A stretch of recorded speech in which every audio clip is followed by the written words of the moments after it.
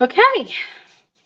Hey guys, good afternoon and welcome to today's live conversation. I'm super excited that we're doing this today.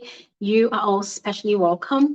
I can see that a lot of you on YouTube have already started dropping your thoughts and your comments, and I'm super excited about it. I'm grateful that you guys remembered that we're having our conversation today. So thank you so much for choosing to join. Thank you so much for making it a date with us today.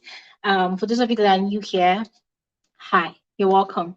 My name is Gloria Elijah. This is Frankly Speaking with Gloria Elijah.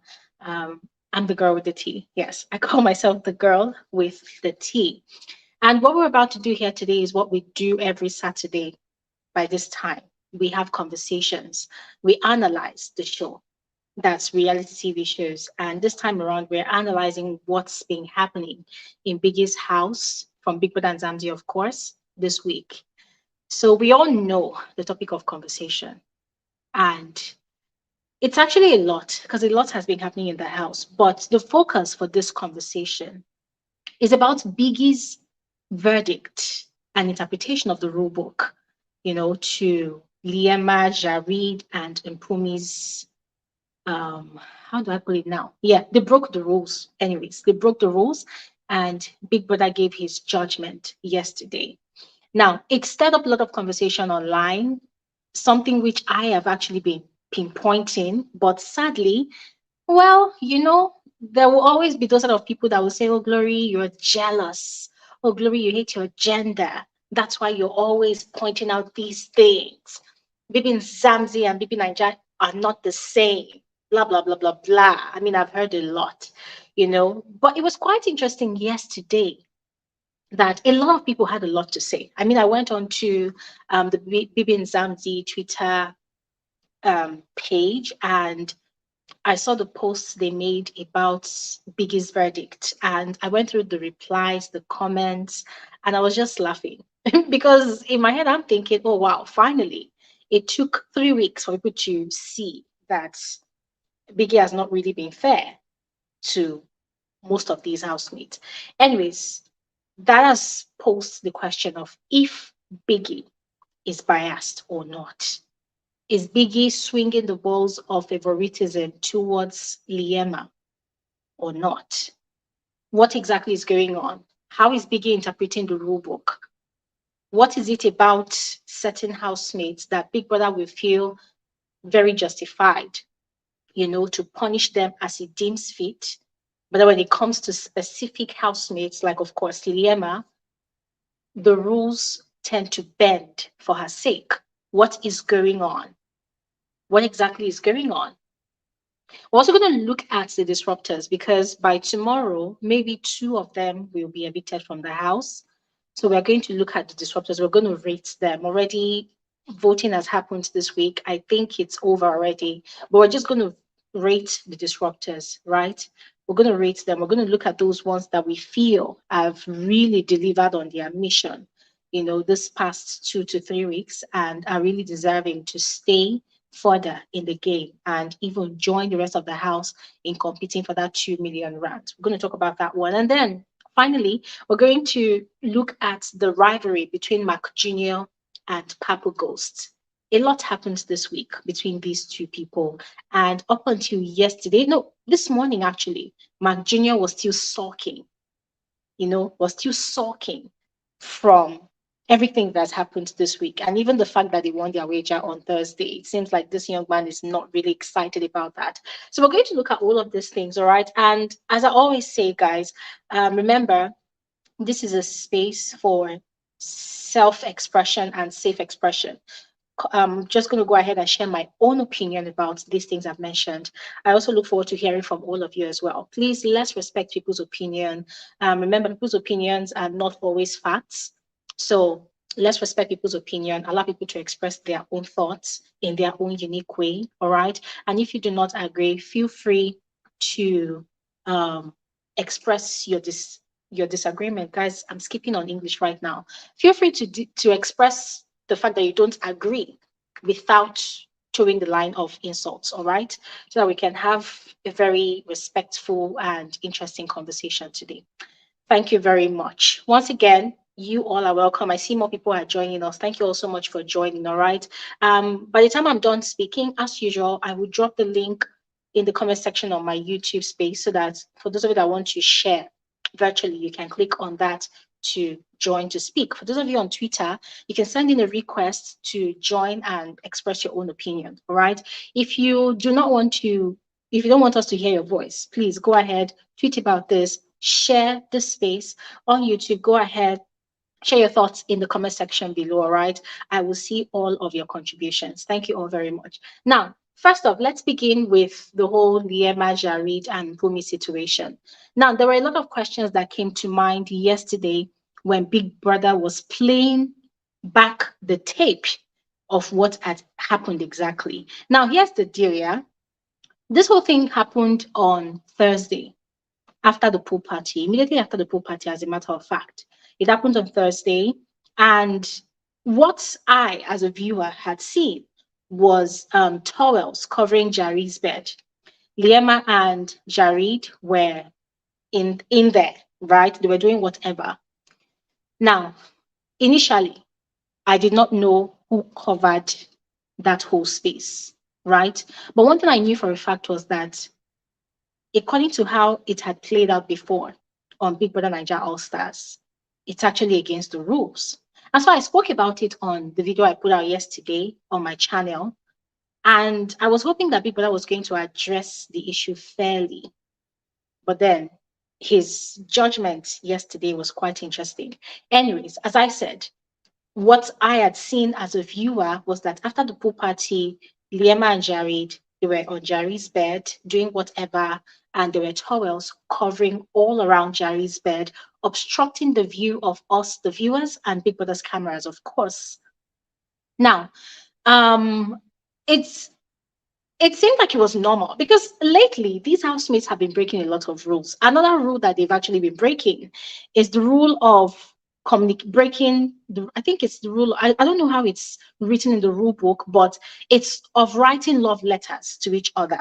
If you all recall BB Nigeria lockdown season, what's this boy's name? Ozo had written a letter to Nengi and he had received a strike for it. I don't know if it had happened on another season, but for that particular season, there was a way Biggie had actually explained that rule.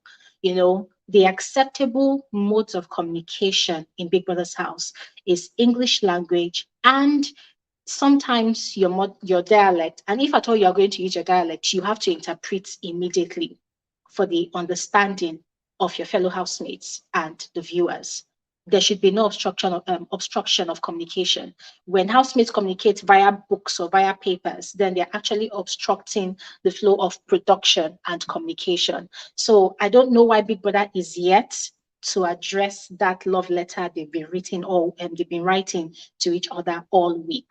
So it's up to them to address it if they want, but I'm just pointing it out. Now, about the whole Liema and Jareed situation, you know, they were on Jareed's bed, towels covering all around Jareed's bed, and automatically obstructing the view of us, the viewers, and, you know, Biggie's cameras. Now, nothing was said about it until yesterday evening. And quite frankly, I have a very strong feeling that it would not have been addressed if few people did not mention it, if few people did not bring it to the attention of Big Brother. But it felt like because of how Big Brother has been judging and meting out punishments and strikes since the very first week of the show, it felt like, okay, oh, they just wanted to just address the matter. So it will not look like they're being biased. But sadly, they did it in the wrong way because Biggie quite miraculously provided extra footage of how Mpumi was the one that put those towels to cover Jareed's bed. And I was quite impressed that they actually had that extra footage because automatically I started thinking that, oh, wow. So production actually had this extra footage to prove to us that Liema was not the one that actually That's Liema and Jareed, were not the ones that actually covered Jareed's bed with those towels and blankets. So what happened last week? When Liema had actually spat on Jareed twice, shoved him in the chest once, attempted to slap him, spat on Elsie's face, spat on Yolanda, and according to the housemates' testimonies that had been a witness to when that whole thing started, had actually slapped Jareed. When this girl had a reconciliation conversation with Jareed, she had asked Jareed, "Did I slap you?" And he said, "Well, I'm sorry, but yes, you did. But don't worry, it's fine." That guy had actually said, yes, he had confirmed that Liema slapped him. And this can only mean that when the whole problem started, the whole drama started, if you all recall what happened that last week, Thursday, when the whole drama started, the cameras were on young Papi and Fahima and one or two other persons that were upstairs in the bedroom. Young Papi was kissing Fahima. So the noise had started from the closet, the dressing area. And normally, when things happen in Biggie's house like that, the cameras will immediately rush to go and see what's happening. When Bravo B and Makeke's conversation was happening, they showed us what these people were discussing from start to finish. They captured everything. And when they were playing the tape to met out judgment, they played everything again for us, the viewers, to see and bear witness to. But when it came to judging Liema's own, Liema's own issues, what happened? Production did not play the footage right from how that altercation started. Instead, they started playing the footage from where, she had been shouting, "Get away from me!" Da, da, da, da. Now, they presented the case to make it look like it was a case of provocation. They made it look like it was a case of a girl that had been bullied and frustrated and provoked, and she had no choice but to react according to her human nature by spitting on Jareed. They didn't show us the part where she spat on Els. They didn't show us the part where she spat on Yolanda. They didn't show us all of those parts to show us the enormity of our offense. And then at the end of it all, what happened? Liema was issued just one strike and then a punishment. And you see that punishment, I'm still very skeptical about it because, ladies and gentlemen, this is not me trying to be too critical, but just stating the very obvious facts.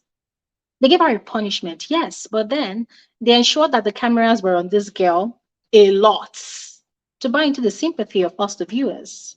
And it worked. Because people were like, "Oh my God, poor Liema, oh my God, I feel so sorry for her." Yes, the cameras were on her for a while, like from time to time. And then Saturday party came and she was called into the diary room with instructions by Big Brother to not attend the party, to abstain from alcohol the entire weekend till Monday.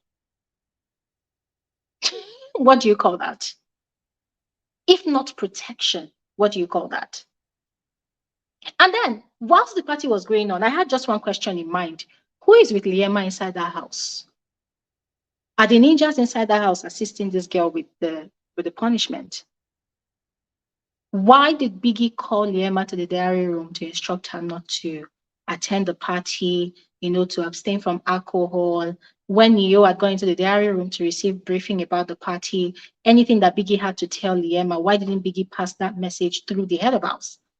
Why did he have to specially summon Liema into the diary room? And it was quite interesting to see how excited this girl was when she was, carrying out the punishment. She was quite excited. She did not look like somebody that was very remorseful of whatever she had done. She looked like someone that had been given assurance. She looked like someone that had been told that, "Oh, you are the star of the show. Keep doing what you are doing, but for this weekend, don't drink alcohol so that you do not get into trouble again." Because they know quite all right that this girl she's very erratic. She lacks restraint. She lacks self-control, either by her nature or either by virtue of her playing her script. Because whatever this girl is doing is very familiar. I've seen it happen over and over again on Big Brother Naija. So it's nothing new to me personally. So that one happened. All those things happened, but we were not shown back footages of how the altercation started. Till today, we are not 100% sure if Liema slapped Jareed or not. We don't want to be told. We want to be shown. If Big Brother always has footages to back up his judgment right from week one, why were all the footages not exposed? You know? Oh, I remember when Bravo B and Makeke had that conversation, before their judgment was meted out, they were summoned into the diary room individually, and it was broadcasted live. But remember the Thursday night when Liema did all those savage things she did? She was summoned into the diary room. Why was that diary session not broadcasted? Everybody involved in that whole mess was summoned into the diary room whilst Liema was still in the diary room, except for else. What sort of conversation was Big Brother having with those housemates? I'm asking these questions as a concerned viewer, right? I'm just asking. I mean, I have no investments in production. I have no investments whatsoever in the show. But if Bravo B and Makeke could be humiliated like that by an entire nation for a conversation that they were having because they did not observe the prevailing situation of that society, why is Liema being protected? These two guys had a conversation that was quite disgusting and distasteful. According to Big Brother, the conversation they were having proved that they lacked respect for the genders. It proved that they lacked self-restraint. And despite the fact that, thankfully, they did not carry through with their silly joke that people termed as intentions to rape, Bravo B was disqualified instantly. The guy did not even have a chance to pack his pants and boxers. He was disgracefully kicked out of the show on live TV after he had apologized and expressed remorse in the diary room in a session that had been broadcasted to all viewers to see. You insult me for all you want. Say, Glory, you're insensitive to the conversation, you're insensitive, whatnot. As I said, I'm not invested in the show. I'm just telling you what was shown to us. So if those two guys were treated in that manner and punished in that manner, what makes Liema so special? Because at the moment, we have no choice but to conclude that, well, these people are already giving us their winner. That is the conversation out there. It's not coming from me. It is a conversation out there. Go onto social media, you will see people's opinion out there. It's public. It's not people are actually hiding it. People are saying it. And this is not even a matter of, oh, you have a fave, you have a fave. No, it's very obvious because every time you tune into channel 198, what do you see? It's Liema's face on the screen. Over 20 housemates in one house, different conversations happening everywhere. The cameras are on Liema's face. If Liema is in the midst of 5 people, the camera is zooming in on Liema's face. What is the agenda? What is the plan? What's going on? That's the question. What is going on? What's going on? Now, go back to yesterday, Big Brother's judgment. It's a given. Mbumi was the one that actually hung the towels, right? Fine, all fair and good. She got a strike. But how about Liema and Jareed that saw Mpumi hanging that towel and they did not see the sense in taking down the towels or even scolding Mpumi? No, the rule books does not allow it, except they want to tell me that they did not read the rule books. But in Big Brother's house, we have seen this happen time and time again, that when housemates break the rules in the rule book, most of the time, they don't even know 100% what is provided in that rule book. But Big Brother goes ahead to punish them regardless. Because how the system works in Big Brother's house, it's like how the system works in the real society. They say ignorance is no excuse, right? Ignorance is no excuse to break the law. It's no excuse.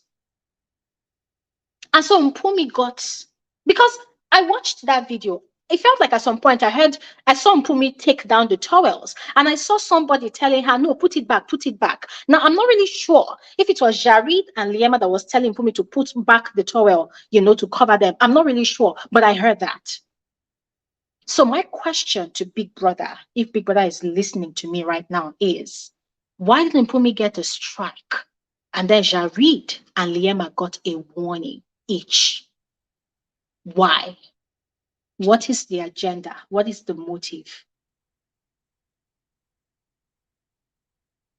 What is the motive? What are they selling? What are they trying to tell the viewers? Because by all indications, if you ask me now that, oh, what have you learned so far from how Biggie is running his house as a viewer, as an ordinary viewer, and this is me not trying to think critically, I would tell you that, well, I've learned that according to Big Brother's judgment, in South Africa, it's okay for a man to get punished for even thinking and even having a conversation about getting sexual with a woman. But it's okay for a woman who has actually physically assaulted people to walk away scot-free. It's okay for that woman to be painted as a victim in that situation where she has actually gone violent on people because she's female. That's what I would tell you. And I also tell you that Big Brother's rule book is a joke. That's what I would tell you. I'll tell you that the rule book is just there for decoration. It's just there. Yeah, it's just there as a sort of reference when Biggie needs an excuse to show that he has a moral compass working in his house. That's what I'm going to tell you.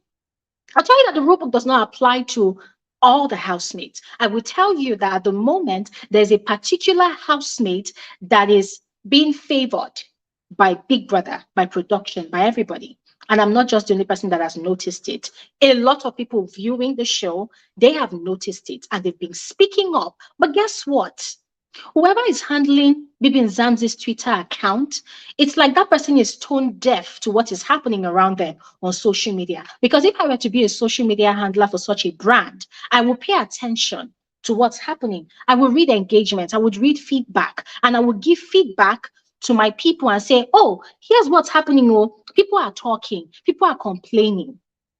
Because when you even see the post and captions that they put on the page, it makes you wonder what's going on. What exactly is going on? What's going on?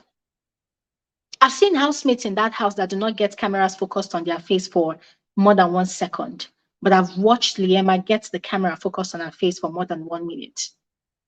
It might not seem like a lot, but ladies and gentlemen, it is a lot. The more camera time a housemate gets on the show, the more their popularity grows. They make it seem like 2 people alone has a fan base in that house. They make it seem like it is only Liema and Z that has a fan base in that house. I'm not going to sit down here and tell you that it's wrong. Hey, who am I? I have no say in the grand scheme of things at the end of the day, but it has to be said. It has to be said. It's like an open mockery. It's like giving the middle finger to the people that pay for subscription to actually watch the show. It's like telling them, F you all, we are going to do what we want to do. It has to be said. Come on. It has to be said. But we go back again to Biggie's verdict. Liema and Jareed were giving a warning. Why? Why were they giving a warning? What is so special about those 2 people that they got a warning? And then Mpumi got a strike. So every other housemate is like an animal that followed those 2 people to go and do kumbaya in Big Brother's house. Well, if that's the case, then they should evict everybody and make it a Love Island show for just Liema and Jareed. They wake up in the morning, they kiss. They want to sleep, they kiss. And let their fans, their shippers, they don't even have to vote. They should just wait for the end of the season and then present the awards to just Liema. And that's it. Because that is what it looks like. It has to be said. In fact, it is being said already. But it seems like, hey, we're all receiving the middle finger. I bring all of these things to attention because Big Brother Naija season, okay, I don't even know the season, but Big Brother Naija All-Star season. All-Star season, what happened? Adekuni and Benita, they were in the toilet in the garden. It was on a Thursday night during the pool party. They were in there. I can't really remember the details right now. Some people claim that they used a towel to obstruct Big Brother's cameras. I'm not sure that that is the case. But what I watched was they went inside the bathroom itself. That's the shower itself. The shower is rounded. I'm not sure there's a camera that looks directly inside that shower. They were in there. Their camera, their microphone, I mean, you couldn't even hear what they were saying. We did not see it.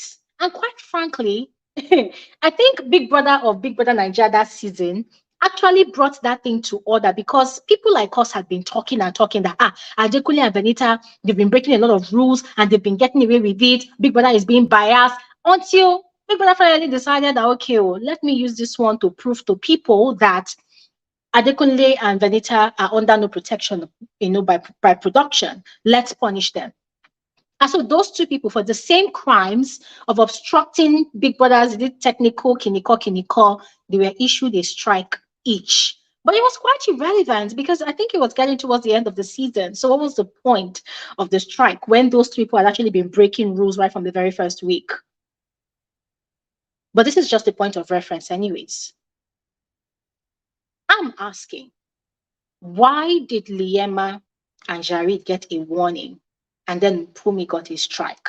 Now, I saw a lot of arguments by Liema's fans, of course. And by the ways, guys, I am always of the opinion that it is not everybody that belongs to a fan base that does not have sense. There are those people that are very wise and intelligent. And then there are those people that are headless chickens, that anywhere the wind blows, they will blow with the wind.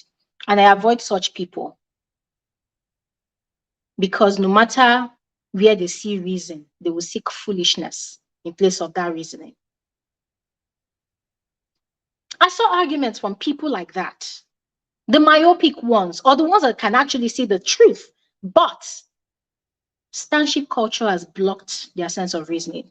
What was their argument? They said, what did Liema and Jareed do? They were not the ones that put the towel there. I said, okay, fine, fair and well. They were not the ones that put the towel. But who stayed in that obstruction of Biggie's cameras? Who stayed there? They stayed there. They stayed there. They did not remove the towels. If really they cared about not breaking Big Brother's rules, they would have removed the towels. And I bring that as a point of argument because Makeke received 2 strikes on the dot. Why? Because he joined Bravo B in having a conversation. He was an accomplice in Bravo B's offense. It got 2 strikes on the spot without mercy. People say, oh, the mercy that Big Brother gave to him is by not disqualifying him. No, Makeke did not deserve to be disqualified. Bravo B, if we're being very honest with ourselves, he did not deserve to be disqualified. But production had to do something. They had to take a stand. And for the many other reasons that you all already know, I don't have to go back and talk about it anymore. But we saw what happened. So if Big Brother wanted to swing his moral compass in a just way, we know that by now, Liema should not be in that house, number one. We know by now, Liema should have been disqualified since last week. We know. And that's a fact. This is not a matter of noise. This is my opinion. Based on how Big Brother judged Bravo B and Makeke's case, we know that Liema should have been disqualified last week. But fine, we have to deal with her being inside the house. She was not disqualified. 1 strike. And a miserable punishment that was portrayed as, oh my God, this girl has suffered. Oh, have mercy on this girl. And then an advice to stay away from alcohol. Why didn't Big Brother call the whole house to the lounge and advise every single one of them to not drink alcohol so that they will not all fool around? So Liema is the only person that should not fool around. The rest people should fuck off and fool around. And if they want to catch a strike or get disqualified, they should do that and go to hell. Is that the case? Tell me, is that the case? It's really sad what the show has been reduced to. Every season, the show makes a comeback. And this is not just Big Brother Mzansi now, but, all the Big Brother Nigeria, whatever. Every season, the show is making a comeback and people are all excited. They want to see strategies, maybe brand new strategies or even recycled strategies, just have fun, enjoy the show, watch real intelligent human beings play the game of life to win the ultimate prize on the show, to prove themselves worthy to be in Big Brother's house. By the end of the day, a bunch of people rise up and reduce the show to the ridiculousness of a sheep. And then instead of production to stand firm and bask in the intelligence of the multitude of personalities that exist in their house, they also ride with that tide of shipping. And it's quite sad that BBmzansi this season has been reduced to the ridiculousness of a sheep. That's what it's been reduced to. And it's really sad. Because when we saw the quality of the housemates that were selected this season, we were all excited. I was really excited. I saw people that came ready to disrupt, according to the theme of the season. People that were ready to disrupt, bring down fire and brimstone in Big Brother's house. But sadly, the rate at which the show just quickly went from top to bottom to becoming like, come on, give us a break. We're not miserable in our lives. We don't need to see two people kissing all the time and forming love and romance to validate that, oh, we know what love means. We actually know. It's pathetic. And I feel like it's open daylight robbery when housemates are punished for something as little as something, and then others that even do the most are set free. After the warning from Big Brother to Jareed and Liema yesterday, look at them jumping up and down in excitement. And Jareed was even bragging, more strikes are coming for people. It's like these people are being enabled. Are they playing with us or what? You know what? Hey, God. Anyways, all those things I've said, I throw the question to all of you guys. What have you seen? Are you satisfied with the way things are currently going on in the show? I am not. But hey, who am I in the grand scheme of things? I'm nobody. I can only say what I'm seeing. And I'm glad I'm not the only one saying it. People are complaining. People are resigning from watching the show. People are saying, you know what, they're sick and tired of even watching it. This is just 3 weeks into the show, and it's like they are watching a love show. It's like they are watching a show to only be watching one housemate's face on TV all the damn time. Before I came on live, I was watching the show, let's say about an hour ago. Liema, Chuenza, Millet, they were dancing and singing, dancing to Beyonce's music, beside the pool. And guess what? They were forming Destiny's Child, but guess what? The camera kept on zooming right into Liema's face. And I'm thinking, you know what? At this point, they should tell all the housemates to wear a face mask and let only Liema's face be seen around the house. As a matter of fact, they should even take a big portrait of this girl and post it on all the walls all around the house so that anytime viewers tune into that channel to watch, it is Liema's face that they will see. Because at this point, it's become really boring. It's become really pathetic. And it has to be said. Anybody that's telling production that they are doing a great job at this point, they are lying to them. It has to be said. It's become very obvious now. It's become very obvious. I'll give you another scenario. Last night, Z and Sinaye, they had a dinner date, and they ended their dinner date with a very intense romantic kiss. What happened? It was on BBmzansi Twitter page. But guess what? Liema grinded on Jareed's dick. Yes, we have to say it. She grinded on Jareed's dick. And then afterwards, seeing that this guy was not giving her the same energy, she went to the closet area, sat in front of the dressing table and was faking tears, pretending like she was crying. And guess what? They took a picture of Liema looking into the mirror, and then they gave one caption. Oh, I don't know what that caption means in South African vernacular, so somebody please help me translate.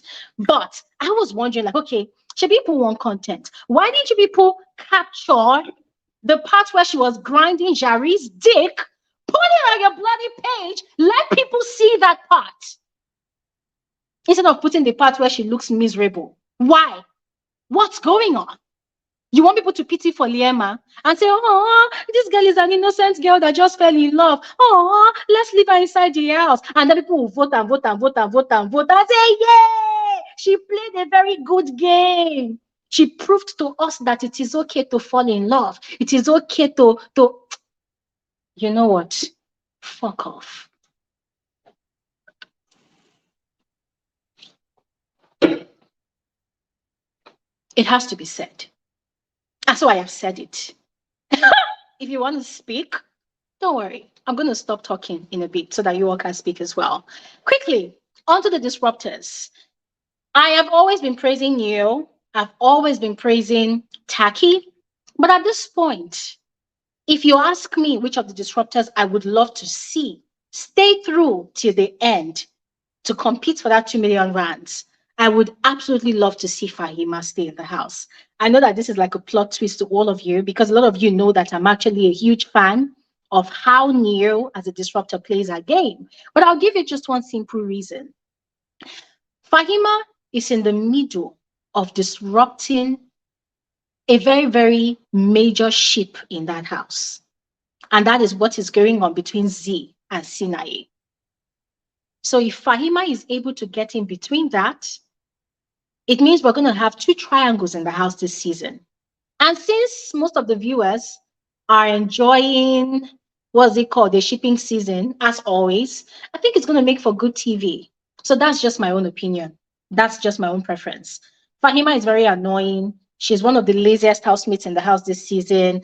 She's sort of dry of content sometimes, but when she wants to dish out content, she really brings her all in all. She has audacity. She's unapologetic, annoyingly unapologetic. I love the way she challenges the likes of Papaghost, the way she puts Mcjunior on his toes. I love the way she's carefree, the way she's crazy, but she's a good eye candy in the house as well. Yeah, I mean, there are people that actually love seeing the eye candies in the house, people that love seeing bum bum and skin. She's got all of that. But when it comes to someone that can dangerously disrupt without instructions, I have a feeling that because of this personal beef that she has towards Z, it will make for good TV. That is my opinion.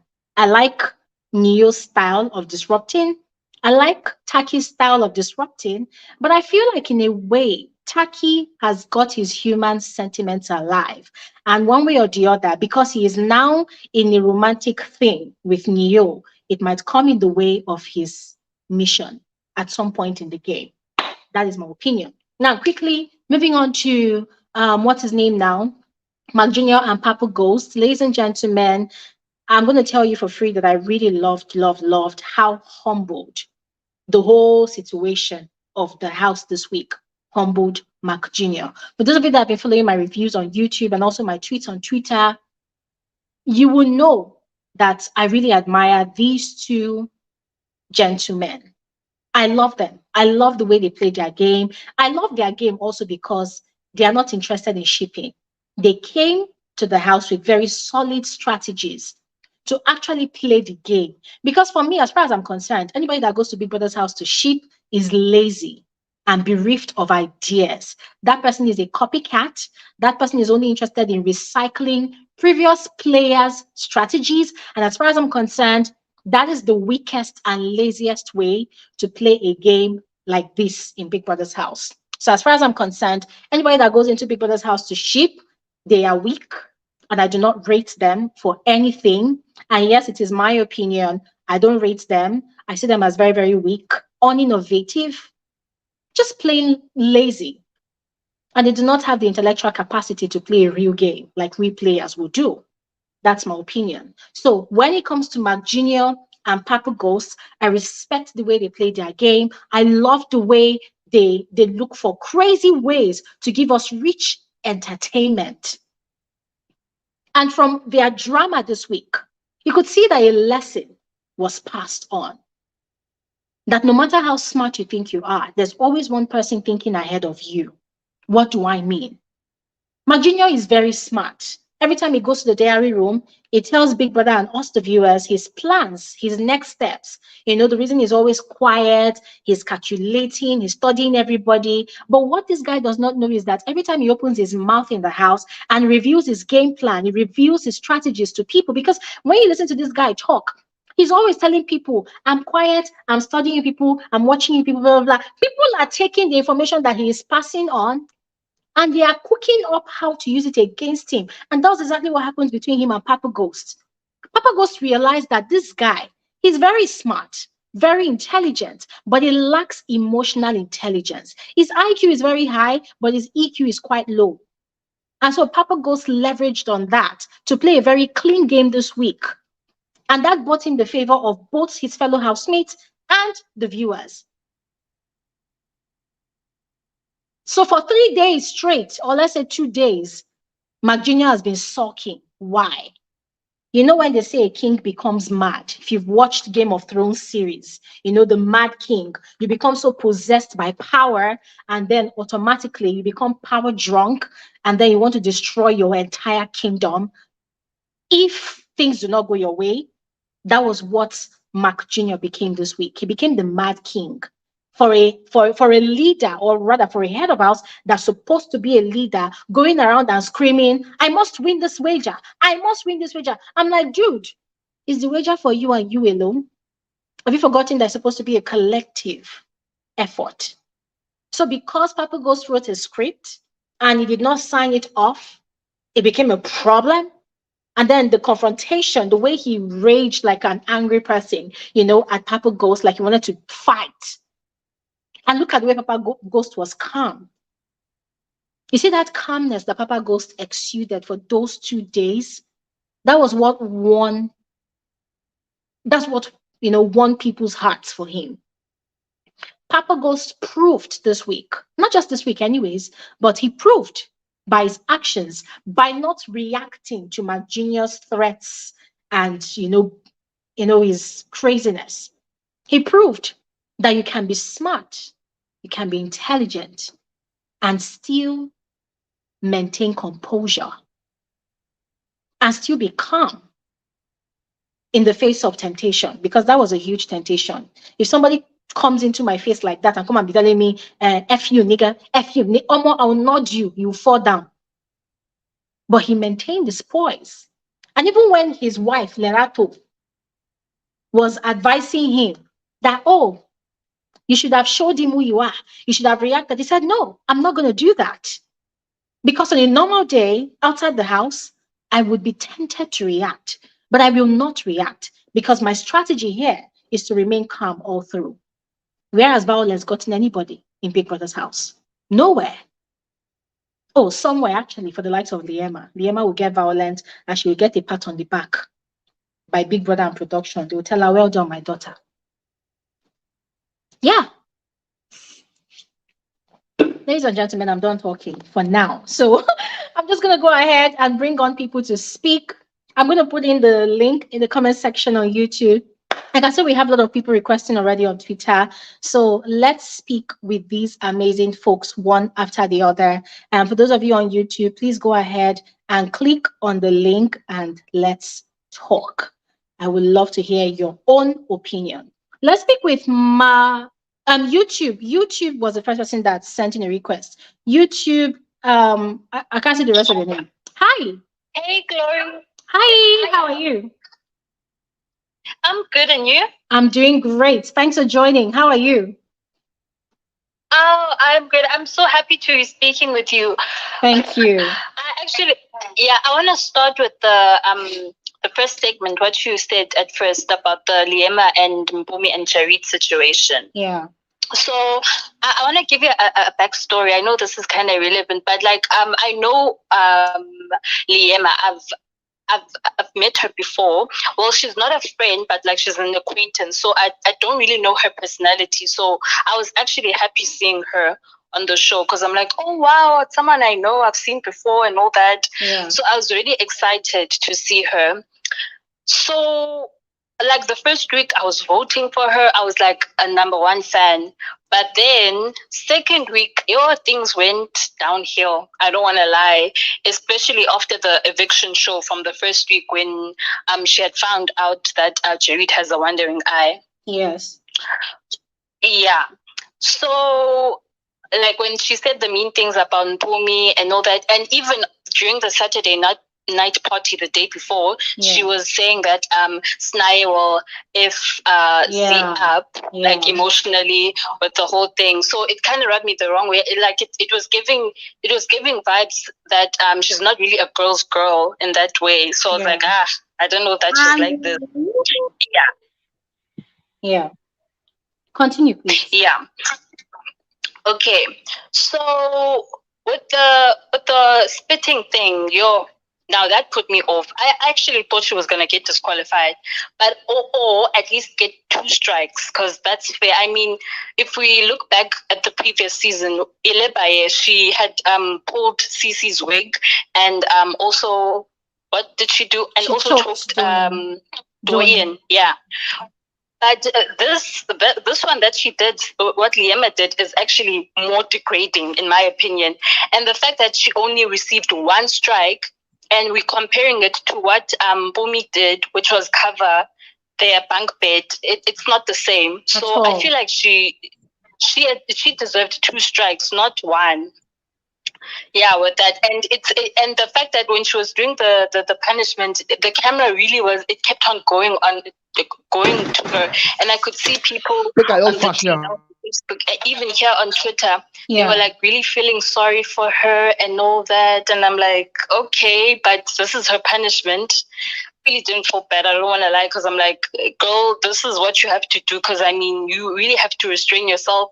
And also, I felt like she was gonna move on, like, because this week she was like, oh, I'm gonna do a revenge plan and all that. I was actually happy to see that. But yeah, I can see that she is like in love with Jareed, and it doesn't seem like he's really in love. He's just doing it just for the game, I guess. Mm-hmm. Yeah, that's my opinion with the Liema situation. I feel like Big Brother is Big Brother is very biased when it comes to the Liema situation. I feel like she actually loves Liema. She's one of the lilies. Yeah, that's what it's giving. Yeah. But yeah, besides that, I also wanted to speak about Mcjunior's reign as HOH. It's been one hell of a week. and the thing is with Mcjunior, at first I actually liked Mcjunior. I was liking him because he reminds me of even when he's dancing and stuff. Guys, please mute so that somebody that's speaking will finish, all right? Sorry, please mute. Please carry on.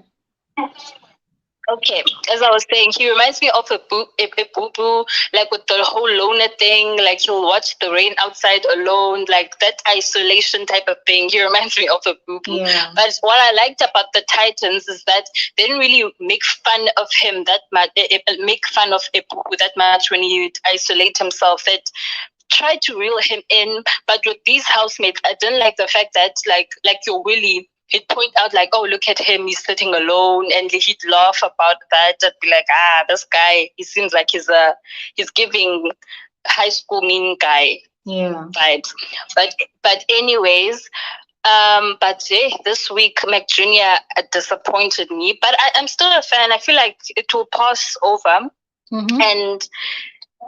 And with Papaghost, I feel like he's come a long way. Because I feel like at first I had like a love and hate relationship when it comes to him. Because I feel like at times he did come across as like a bully. Like even the first week he was like, we're not on the same level. We're not the same.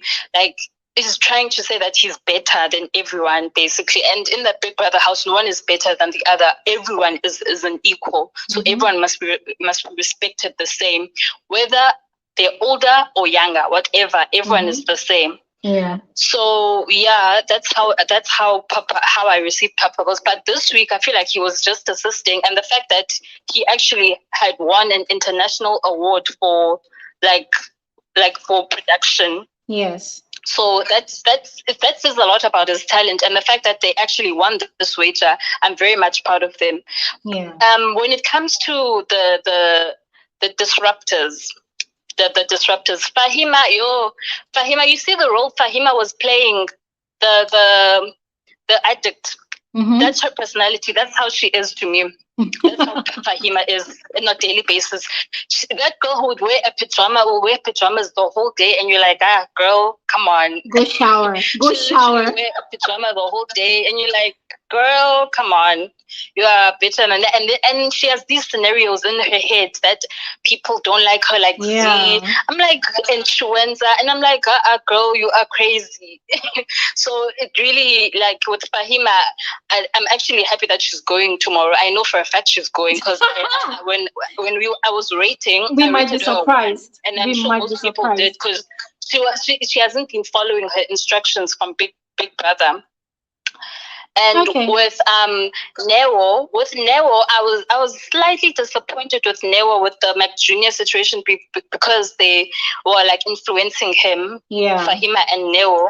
Yeah, I was disappointed with Nero with that, but otherwise I love Nero. I love how competitive she is, and the fact that she was the first female house HOH and the first Friday night games winner, female winner.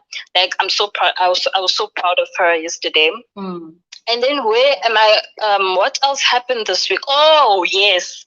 So besides the other housemates that I like, my favorite housemate, the original Siamosha Queen, the disruptor.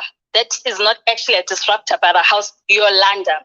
I love Yolanda. She is a vibe. She is unfiltered, and she's just herself. She's not fake. She's like reality TV gold for me, Yolanda. Okay. With Pale, with the Yolanda and Pale situation, it really pissed me off. What pissed me off was Pale, because I feel like she had misdirected anger towards Yolanda, and yet the whole thing was actually done by Lerato instead of going to Lerato.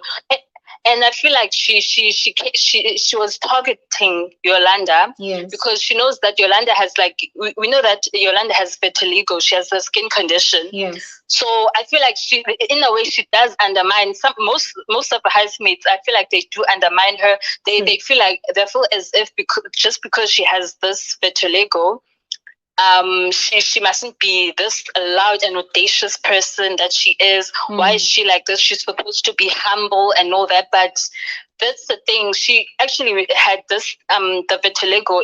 It started when she was like 26. So all her life, I assume she was this person that she was. So it only started at like a later stage in her life. So now she's not going to change the character because of this. And she's still beautiful with this condition. It's like it suits her very much. With Pale, all Pale knows how to do is to eat, sleep, and just gossip and her gossip, the way she even speaks, I don't like. I don't like. All right, I don't like her. All right, my love. I'm gonna have to stop you because there's so many people that need to speak. So please, if you don't mind, all right. Okay, but yeah, I feel like Pale was very wrong with that situation, and the fact that she's trying to recruit the housemates to hate Yolanda now, I don't like it. But I love Yolanda and Mitch, their friendship. I love them so much. But otherwise, I think I'm done with that. With everything, I'm so happy to speak with you, Glory. I watch your channel for so long. I'm really fangirling right now. The fact that I have the opportunity, I'm so happy. Thank you. Anyways, thank you so much. Thank you. I am leaving now. Thank you so much. Thank you so much for being the first speaker. And my sincere apologies for stopping you like that. But there are so many people, and I'm trying to get everybody to speak. All right. Thank you so much. No, it's okay. I've been speaking long. All right. Thank you so much. All right, guys. All right, dear. I'm gonna bring on medical right now, and guys, please let's do it this way. There's a lot to talk about today. All right. So when anybody comes on, just address like 2 issues. All right. Address 2 issues. Talk on it so that the next person can speak. And then if you have time to stick around, you can come on again. All right. So that everybody can have their own time to speak. All right, medical. Hi. Let's hear you, please. Hi, can you hear me? Perfectly. You're welcome. How are you? Yeah, I'm good, thank you. Yeah, so I heard everything you had to say. It was like, as you were analyzing the show, and like I think I agree with you like 90% of everything you said. I agree with you in that production is trying. In fact, production of this Big Brother Mzansi has been a huge letdown for me because their updates are off. They are focusing on one particular individual, or is it strip? For me, like each time I see them tweet or post, I just ask myself, like, do these people even actually read the viewers' comments? Like, do they actually see the complaints that people have? That there is no way you can audition 23 housemates with vibrant and diverse characters and decide to reduce the show to this one particular person who's not even offering anything on the show. Exactly. Like from the second day, in fact, from the second day she was in that house, only storyline has been about this guy who's literally fucking her game up, who's literally cheating on her, who's literally kissing other girls in front and behind her back. So for me, I'm really disappointed that production is actually promoting this kind of foolishness. Like, what exactly are they trying to tell us? That it's okay for this stupid fuckboy to like sitting to like be cheating on other girls in front of other. Like I'm so angry right now. Actually, I don't know what to say. Exactly. But anyway, let me scrap that thing. Let me talk about something that's more important. You see this narrative, this hatred that they're trying. That's Ali, Sinaye. Who else was in that conversation? Fahima. Yeah. Trying to push on Mitch and Yolanda. For me, I find it totally stupid because, first of all, yeah, Big Brother is a game. Everybody goes in there with their own strategies, yeah? Yes. So Mitch and Yolanda are these strong characters, strong personalities in this grand scheme of things. Yes. So they're in that house. And because most of these people on this show don't know why they're in that house, they think they see characters like Mitch and Yolanda who are strong personalities, who will not cow down to anybody, who will do what they want. And for them, they feel threatened by that. So they're trying, by all means, to paint this, to discredit them, basically, to turn the whole house against them. And they've successfully done it in some.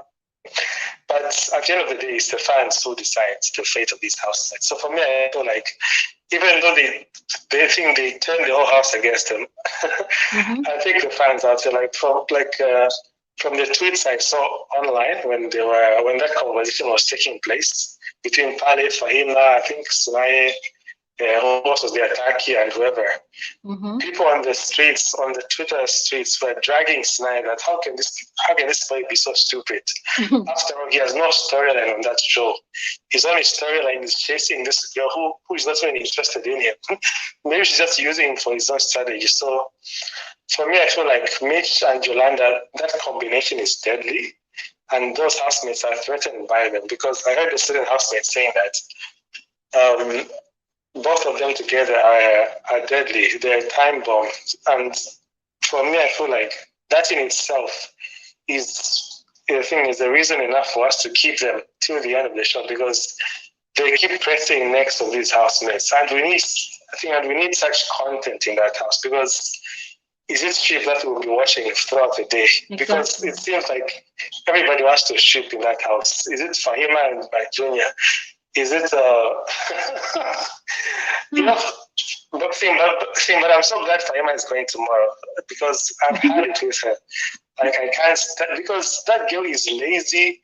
All she does is form imaginary beefs in her head, thinking people hate her when at the end of the day, people don't even see her, people don't even rate her. In fact, Fahima, in my opinion, if you ask me what I think about Fahima, anyway, I think it's so offensive. I don't think I should even say it on this space. But yeah, I'm so glad she's dealing tomorrow. But the bottom line on, just to wrap it up, because so I can give a chance to other people to speak. To wrap it up, Yolanda, Mitch are the content of this show, and they must be protected at all costs because without them, there's nothing we're going to be watching with that show. We'll only be watching people kissing, people crying, fake tears, people trying to cheat on their girlfriends. People who claim they have girlfriends outside are kissing other girls in the house and expect the girlfriend outside to understand and looking into the cameras. So like it's a mess. It's a total mess. And like for me, Misha and Yolanda are the content. Yeah, thanks for having me, Gloria. Thank you so much. Thank you so much, Medical. Thank you so much. And thank you very much for keeping it very short. Okay, we're going to speak to Mama. We're going to speak with It's Official afterwards, and then we'll come back straight up to YouTube to speak with the amazing people there. Hi, Mama. Hi, Glory. How are you? I'm good. You're welcome. How are you? I'm doing good. I'm so happy to speak with you. I always watch your videos on YouTube. Thank you very much. Thank you. All right. Yeah. I heard your opinion and I disagree with some of it. Okay. I don't think they should keep Fahima because we all know that she didn't execute any of the assignments given to her. Okay. And it's late now. We are on the 3rd week. You know, there's no way they're going to keep her. It's just a waste of time. She needs to go home. I think she came with the mentality of like it girl, hot girl. She thought all the guys were going to gravitate towards her, and it didn't happen that way. Hence, she is bitter towards Z. That's just my opinion. She thought that she was going to be the hot girl, and it didn't happen that way. Yeah. And with the shipping matter, Glory, in as much as I am not a shipper and I understand where you're coming from when you say it's too monotonous, yes, it is. However, we cannot shy away from the fact that shipping gives longevity in the game because people love to see love. We all know that. We won't shy away from that. It's just that sometimes it tends to be like too much, if you know what I mean. But and also, Glory, those people are confined in one little space. And a lot of them are not, gays. They are straight people. They're gonna, even though it's something that they didn't intend to do, but it happens that they, end up, getting attracted to the opposite sex. It happens. We're just like judging from the outside. But I think being confined in one space, and then you also need somebody that you know close to, somebody that you can confide in. And it always happens that it's like, two opposite sex, a male and a female. I'm sure you've also watched Big Brother in Europe. Where it started. It started there. It has always existed. Shipping has always existed. We cannot shy away from that, guys. I'm not a shipper, and sometimes it bores me, but I've come to realize and make peace with the fact that it's always going to be there, whether we like it or not. Can I ask you a question? Sorry, can I ask you a question? Yes. Yeah, and first of all, I want to appreciate how concise and just straight to your opinion as you are. I really appreciate it. It's a breath of fresh air. Thank you so much for coming from that angle. Yeah. Yeah. So now with regards to what you said, are you aware that there are two types of sheep on a Big Brother show? There's the type of shit that just happens. It's like an happenstance, two people, as you rightly said, existing in that confined space, just going about their business, and then they begin to learn each other. And before you know it, they just magically fall in love. We've seen it happen, right? It's like a fairy tale. And after the show, they go ahead, they date. If they like, they get married. If they don't like, they don't.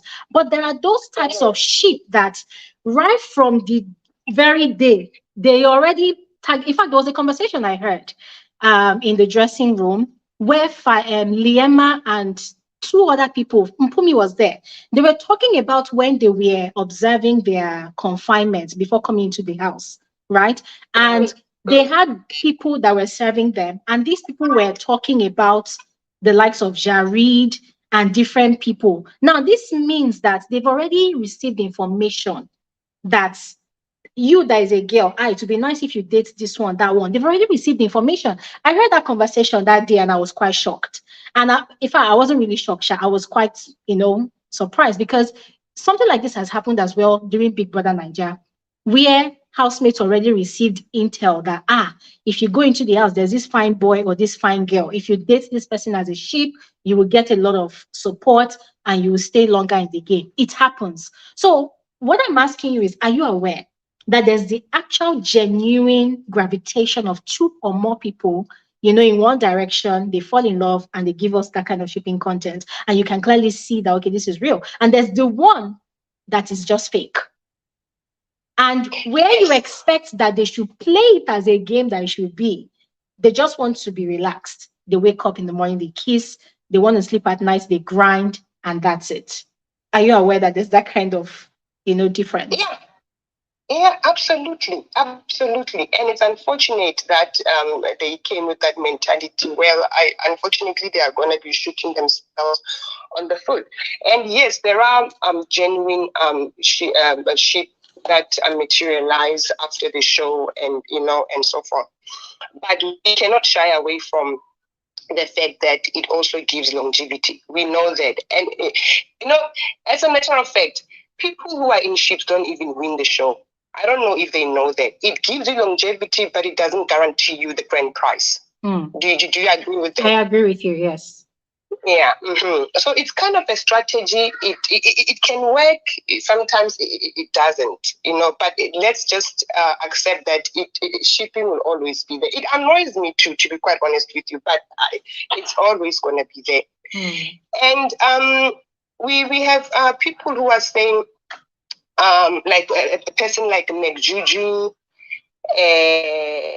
that he's a powerhouse, he's giving us content. At first he did, but like you said, Glory, he lacks intelligence. Yeah. He's always grumpy. And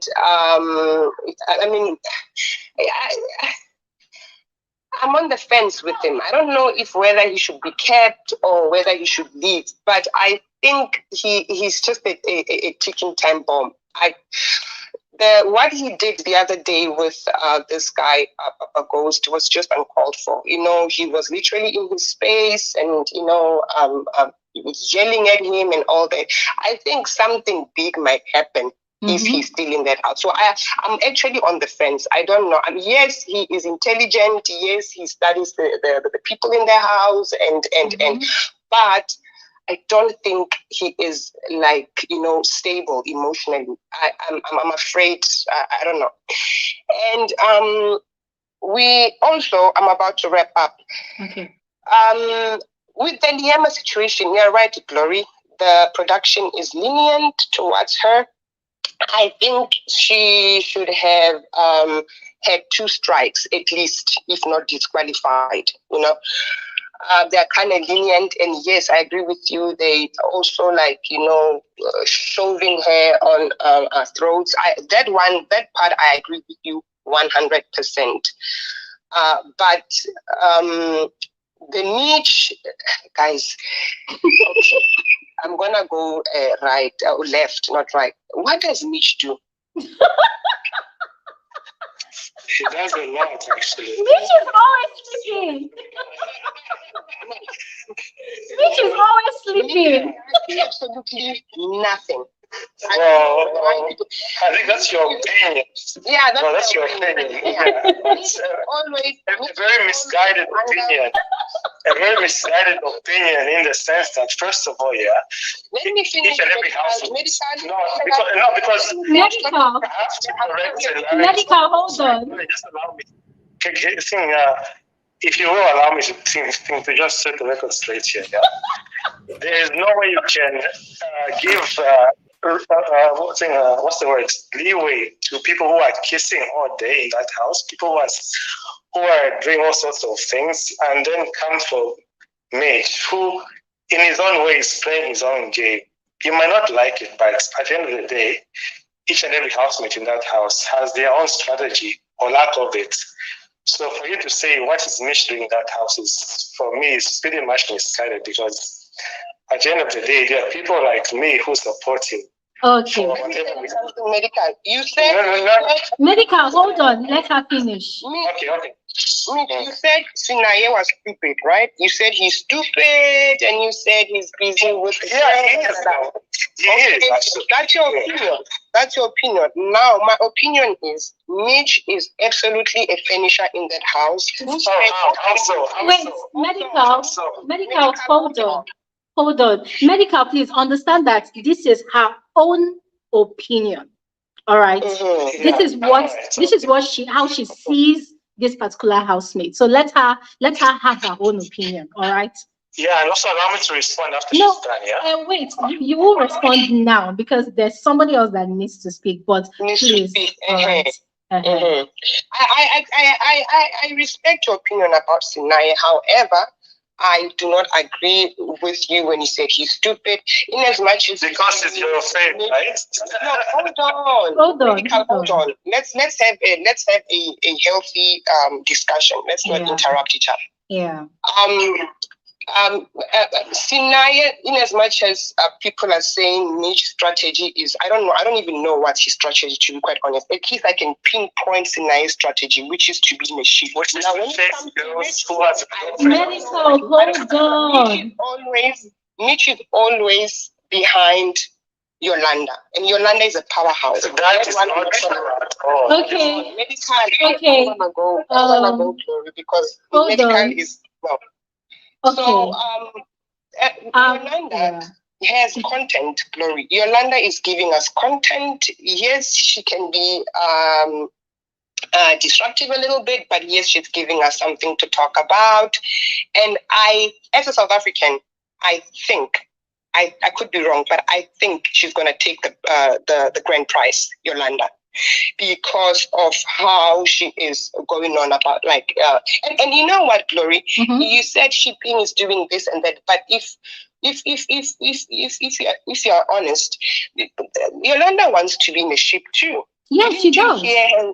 When she said because it gets lonely in the house, people. It gets lonely in the house. It's just that, like you said, others are just depending on a sheep, and it gets boring. I agree with you 100%. But shipping is always gonna be there. Trust me. But Yolanda is our winner. Let me tell you something, Mama.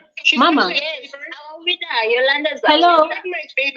She's not my favorite, but the way things are going, I think people are starting to like her in SA. And because let's take away the vitiligo condition, because my aunt was like, she mustn't come here with this whole vitiligo. She needs to give us content, otherwise we're gonna boot her out. Yeah. And she's doing exactly that. She's giving us content. She's annoying, but honestly, she is a perfect being for the show. Yeah. She's not my base, but I'm just being honest here. Yeah. She might take the prize. But Mitch, that pretty girl, the dark skinned pretty girl, what's her name? Mitch. You know what? Chloe, I'm gonna wrap up. Yeah. In as much as people are annoyed with Bali, but Bali is way better than Mitch. Don't you think? I see what you mean. I see what you mean, and I'll explain. No. Do you get what I'm saying? You know why she's better? Bali is always mentioned on the socials because of, in as much as it's not what she planned to do, but the fact that she's always fighting for food, always in the kitchen, I mean, people talk about that a lot. As such, she's becoming famous. Mitch, what does Mitch do, people? Except for Samba. There's nothing that guy is doing in the house. I'm sorry, but yeah. Okay, thank you so Mama. much. Thank you so much, Glory. I really appreciate that you gave me a chance to speak. Thank you so much. Thank you so much, Mama. This was quite an interesting conversation with you, and I'm going to respond to the question you asked about Pali. Now, here is what I see, and guys, by no means am I imposing this on anybody else. I'm just saying what I see, right? This season is very interesting. I'm going to begin with Yolanda. Yolanda came in with vitiligo. Now, usually people that come in with a condition or a challenge with their physical looks, right? The first thing that comes to your mind as a viewer is, oh my God, they are going to get pity votes. They are always going to mention their condition to use it to emotionally blackmail their fellow housemates, production and us, the viewers, into giving them sympathy votes. But with Yolanda, I have never seen or heard this girl try to emotionally blackmail anybody. And I love her for it, because what I see is someone with a very assertive personality. And you talking about, oh, Yolanda wants a sheep. What I see is, if Yolanda gets in a sheep, I will be fully invested in that sheep, just as much as Lerato and Papaghost are in a sheep. Why? Because they are strategically going to handle that sheep, just as Papaghost and Lerato are doing. Papaghost and Lerato, they don't kiss all the time, they don't do all those bullshits. But when they sit down, you listen to their conversation, you are hearing these people discuss strategies. About Pale, one thing that stands out about Pale is that she does not allow her physical size to hinder the kind of content she's bringing on the show. There's something called, there's something called pretty privilege. Pale does not have pretty privilege. And if we're being honest with ourselves, the way Pale looks, naturally, it does not appeal to the big brother viewing audience. It does not appeal. The kind of females that appeal to the big brother audience is the kind of what's her name, Liema, Fahima, those girls with pretty faces, banging body. But Pale knows that when it comes to physical beauty and advantages, she's disadvantaged, and so she's playing the game, in my opinion. She's the gossip of the house. She relishes a gossip moment. Everybody goes to Pale in that house for gossips and information. There we go. So for me, I didn't know how to put it. You actually put it very well. I didn't know how to put it. That's exactly what I was trying to say. I mean, irrespective of how she looks. And I think they picked her, purposely, because they knew that in as much as she, how SA is, they just take anybody. I mean, beautiful, vitiligo, they take anybody and throw them in the house and show yourself. The girl is showing herself, and she's representing big ladies, and they like her for that. So comparing Mitch to Pale, they are both not my faves, but I would go for Pale. I mean, Pale eats a lot, but she's got something that makes people to talk. That's how it is. Thank you very much, Mama. And I'll just chip in one more thing before It's Official speaks. One thing a lot of people don't see in that house about Pale is that Pale, when it comes to how do I put it now? Human relationship in that house, Pale is the string that holds everybody together. She's like the mother of the house. If she speaks a word against you, Mama, you're so dramatic. But that's the truth. If Pale speaks a word against a particular housemate, you will see that a lot of people will gang up against that housemate, i.e. Yolanda. Imagine a whole Jareed, Liema, Sinaye, every other person that she went to go and tell that Yolanda body shamed her. Imagine how the gist spread like wildfire around the house. Young Papi was running around the house telling everybody, Yolanda body shamed Pale. People took Pale's word over Yolanda's word. Why? Because Yolanda already has a reputation of being loud and inconsiderate, because she's always making noise. So guys, when I tell you that this show has the potential to be beyond shipping, there is a lot happening in the house. Open your eyes, watch all the housemates, and you will see more than two people kissing all the damn time. Thank you so much, Mama, for bringing all of that. We're going to quickly speak with It's Official very briefly, so that we quickly jump onto YouTube and speak with the amazing people there. Hello, It's Official. Are you there? Hey, Glory, how are you? I'm good. You are welcome. How are you? I'm great. First of all, Glory, I gotta thank you. You are doing such a great job. Thank you. I feel like you have that power to captivate a larger audience. We don't even watch the show, but through you, we have already connected with certain housemates. So thank you. I'm just really appreciative of that. So I just want to quickly jump into the whole Pale situation. Yeah. I feel like with Pale, obviously she's trying all these argument kind of things from me, from my side. I feel like it's also a strategy from her side. Because whatever moment you create, whether it's an argument or something, it is like TV worthy and it can cause noise outside. Yes. But then you should be very careful with how you come across, because you might just, you should know how to toe the line. Yes. So as much as people feel like Yolanda body shamed Pale also blatantly said that she's not going to seek validation from someone that looks like a cow. Yes, we heard that. That is, in my opinion, more extreme than what she wanted to make Yolanda out to be, because she's not a body shamer. Secondly, I just feel so much pity for Sinai. Honestly, it's like he's having a 10-year relationship outside and still chasing someone that doesn't even want him. I just feel like, and that is the thing that is probably going to spoil his game. Yeah. His strategy was supposed to be this mysterious guy. Yes. You know how much an audience loves a very attractive looking person that values his relationship he has with his woman outside. Yes. And is willing not to ship and just be all about the price. People will be drawn to such, but instead, what did he do? He went straight for someone that does not even reciprocate the energy. Yes, true. With Liema, you know what? I sense with Liema and C, I feel like they will clash at some point.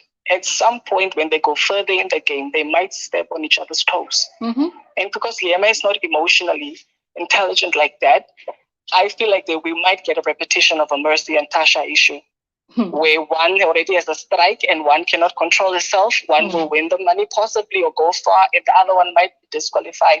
Like I just sense something. I can feel that these two, they will lock horns very soon. Possibly, yeah. And honestly, the shipping it feels so fake. I don't have a problem with shipping, but at least like make us the viewers believe that it's kind of genuine and authentic. Exactly. Like make us really believe. But with those housemates, you can see it feels so forced. And for poor Liema, I think she was supposed to milk the situation. The fact that Jareed was kissing someone in front of her, she was supposed to cry and probably go to the diary room and feel like, how could he do this to me? Tap into the emotional banks of the viewers. Instead, she went and spit on the people. But anyway, that's all I wanted to say, Gloria. You're doing such a wonderful job, and I appreciate you. Like, you make it seem so easy, but I know it takes a lot of work. So that's just where I'm going to stop. Thank you so much. It's official. I really appreciate it. Thank you so much for your kind words. Thank you. All right, You're welcome. All right. We're going to take a break from speaking with people on Twitter right now and speak with the amazing folks on YouTube. Guys on YouTube, my sincere apologies. I know I've kept you waiting, but hey, the floor is yours now. Let's begin with Jay Farnsworth. Hello, Jay. Hey, Glory. How are you? I'm good. Listen, thank you so much for being so patient. Thanks for waiting. You're welcome. It's very fine. It's very fine. Thank you. So you know how at the beginning of every season you always point out things housemates should quit. Yeah. Showing us, like for example, the shipping strategy and what have you. I think you should also mention we're tired of housemates that come on the show and tell us how they have spouses outside, only for them to get in the house, and we are seeing something totally different. If you recall in the All Stars, how Mercy kept on saying she has someone outside, and what did we see? How because this one was 4 years relationship. Since year's one is 10 years. Somebody else will come and tell us 20 years next time. So when you dropped the video today of Sinai and Z, finally kissing, I was like, oh, okay. So what's this relationship that's outside? Anyway, that aside, today I wanted to address Papaghost Mcjunior.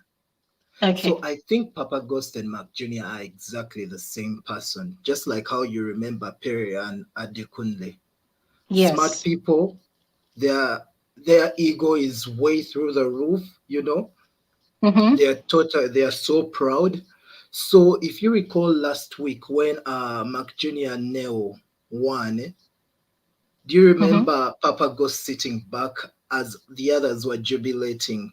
So I think in his Yes. mind he was plotting, how do I get a comeback? You know? So so the tables were reversed and he got his comeback. And you saw how Mark Jr. behaved.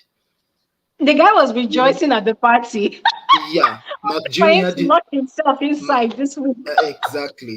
So, so the tables were reversed. So these two Yes. guys, I think, are just the same person. You know how you usually talk about the mean girls. So I think these are like the version of the mean boys. This is a version of the mean boys. So I just think they just have a problem with accepting each other. But I kind of disagree with something you said about Papa Ghost B. I hear you said fear someone who is in control of their emotions, and you know what? I think you were referring and is mature. You were referring to Papa Ghost. The Papa way he Ghost handled the is situation with Mark yeah the Jr. exactly Yes, yes. I said he had control. Yes, yes because Mark Jr. was yes in his face. Yes. exactly. Now, you recall at the beginning of the show, Mark Jr. was always that housemate that always sat back as he observed, and we always gave him his, we always Mm-hmm. said, this guy is really smart, he's really good. But little did he Mm-hmm. know that he was going to expose himself. You come in that show and you think, you're really good, but the show finally gets to you and it exposes you. Yeah. And right now, I feel like Mark Jr. is looking for a comeback for Papa Ghost. If these two Yes, he stay to is. the finals or to those final weeks, they are always going to come for each other. That's what I see. So right now, he's sitting back and he's watching the situation and he's going to have his comeback certainly. That's what I But do think you of Mark also Jr. see, yeah, Jay Yes, Fansworth, and I totally yes, agree with you. These two people, very soon, they are going to need Big Brother to open that arena, lock both of them in there, and let them tear each other apart. Because, exactly. yeah, because the venom they both have towards each other, it's a lot. But one thing I said, and I'll say it again, one Mm, thing that stands out in that situation is one person is above the other. Papa Ghost has studied Mark Jr. And you see, if you remember my analysis of Mark Jr. in the first week, I said there's an advantage and a disadvantage in staying outside the circle to study people. It either makes you obvious or unobvious. Now, when there's a circle and you are the odd one out, at some point, people in that circle will look out and they will see you, and then they will begin to suspect you. And that was exactly what happened with Mark Jr. Papa Ghost is the oldest, I think. He's very perceptive, he's very smart.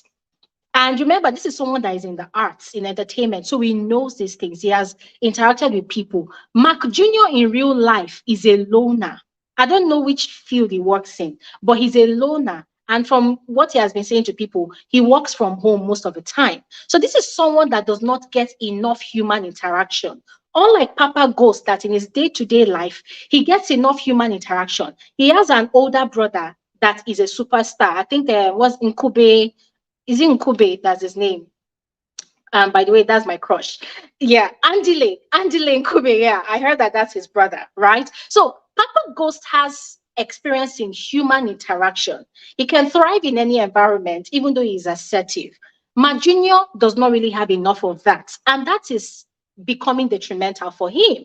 And that is what helped Papa Ghost to handle that situation. Because what was Mark Jr. telling you? He said he does not talk. He only throws blows and slaps and punches and fights. But people who thrive well in human interaction, they know how to handle conflict. They understand that without even lifting a finger or an eyebrow, you can win an argument. And that was exactly what Papa Ghost did. Hence the reason I said that in that situation, Papa Ghost handled it with so much maturity. Because here's what would have happened at the end of the day.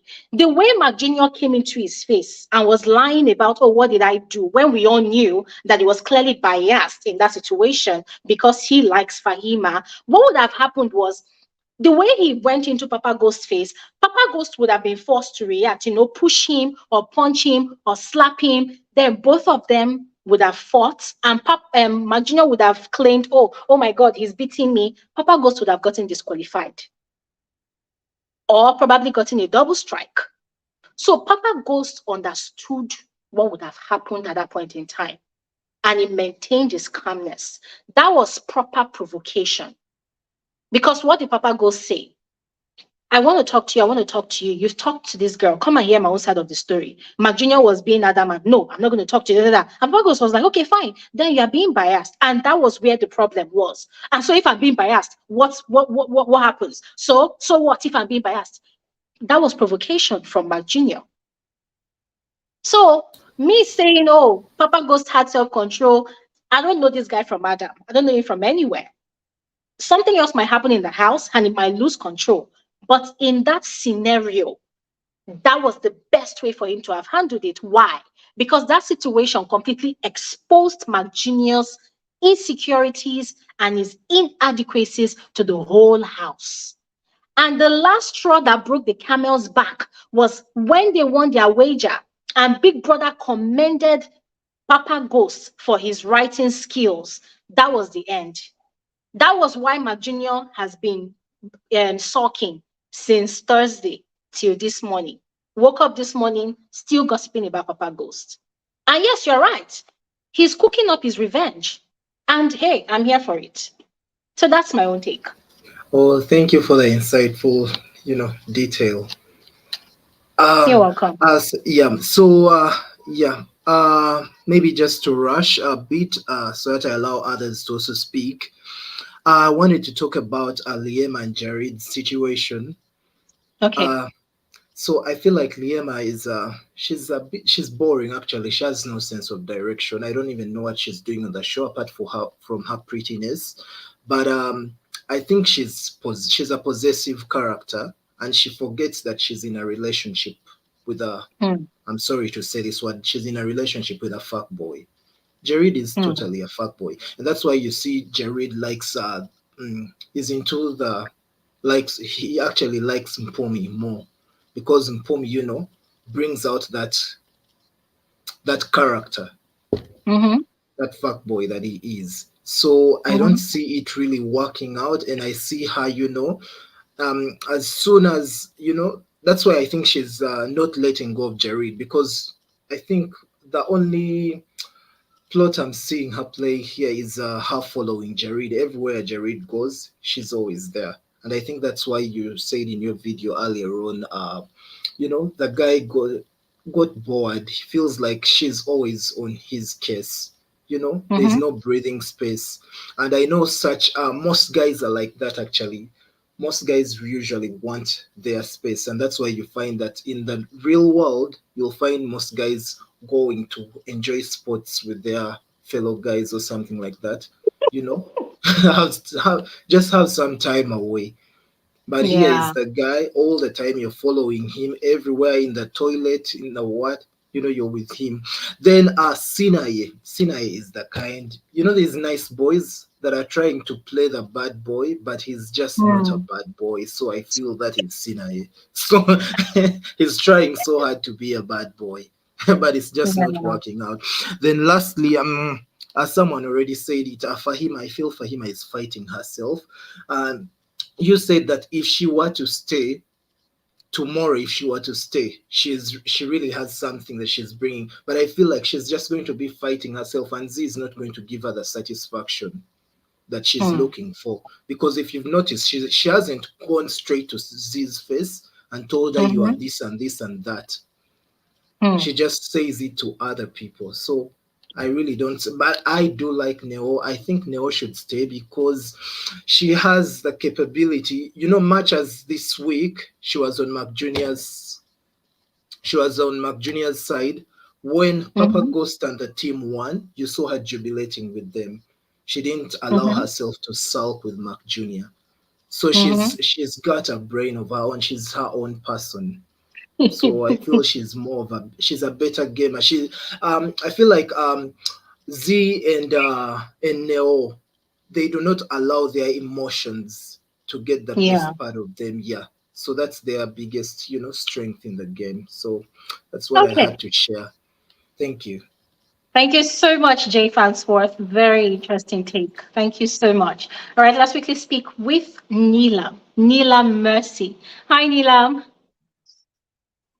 Hi, Glory. Hey, today is supposed to be Twitter versus YouTube bans. No, no, no, no. It should be Twitter Nah, versus nah. YouTube. But you see that Twitter little she actually, I think the third speaker didn't actually tell us who she was actually supporting, but this second speaker did, which was Mitch. Oh my God, I was laughing. Okay, go Well, ahead. I mean, everybody has who they like on the show, and we can't take that away from the viewers. Yeah, that's true. But then every fan base should learn to accept criticism, constructive criticism from Yeah, anyone. And we are true, entitled to our opinion. And it's a true, game. The best true. gamer wins. Absolutely. Today's charade of events. No, this week's charade of events is so wide. Let me start from the Mcjunior and Papaghost. Yeah. Yeah. Like people as outrightly said, they are both too strong personality. But then you see Mcjunior. What we fail to realize is someone like Mcjunior seems to me like a social climber, to me personally. Really? What did you see? Because What did this you is, observe? yeah, I think the first week, this side of Mcjunior that we are seeing is not this personality he shows at first. This is like, should I say, his dominant traits, something like that. Like this is his real him, but the other side he has been showing from the first week is just a calmer. He has been showing a calmer version. This part of him isn't something I know Juju to be. I do not think I saw this whole character he portrayed this week. I didn't see it coming. And Hmm. while him and Papa Ghost talks, I think it kind of act like they both blend well. But Hmm. unknown to us that it is a rivalry game between them. And with the whole yeah, and with the whole week, Papa Ghost Lerato Z was on duty, and his character, honestly, it makes that's how social climbers do. Yeah, they really want to be there. They can use anyone to be there. And I remembered the previous week while he was assistant to Neo. Yeah. This is not Yeah. the Juju we saw. This is not, honestly, social climbers, they do that way. They act that Hmm. way, social climber. In fact, I have a friend who, in fact, it's just the same way with Mark Juju. Anyway, that's my opinion. Because make una no come from you. Do not come from me. Okay. My opinion, but then he actually portrays character of a social climber, what they do. Honestly, he needs, like you said, he honestly do not have more human interaction. The same way for social climber, they really do not have social skills. Mm-hmm. So they tend to build on people to be up there. Hmm. That's their major trait. That is who I think Mcjunior is. And as to Pale and Yolanda's fight, no, please, let's give it up for Yolanda and Lerato this week. That stick eating, honestly, cute. I go eating the stick. I was like, no, no, I had a patient to attend to, and I was like, no, no, no, no, no. Don't let me go out. I don't need to insert wrongly. I'm gonna watch this fight. No, patient, hold on. Then I That saw the was whole crazy. event turn out for someone who has been craving for meat. Trust me, that's the slightest offer she will jump on. Lerato was just complaining she missed eating meat. What do you expect? Now the meat is coming in a platter of gold. 20%, my dear. She would ump on it, and she did exactly what was needed to be done. Yeah. And as for the Pali and Yolanda's fight, I think well, it is what it is. I'm a Yolanda supporter. I'm a fan. Yes, but then let's call a spade a spade. They both said what's out of contest Yeah. rather, irrespective of who started it or who triggered this.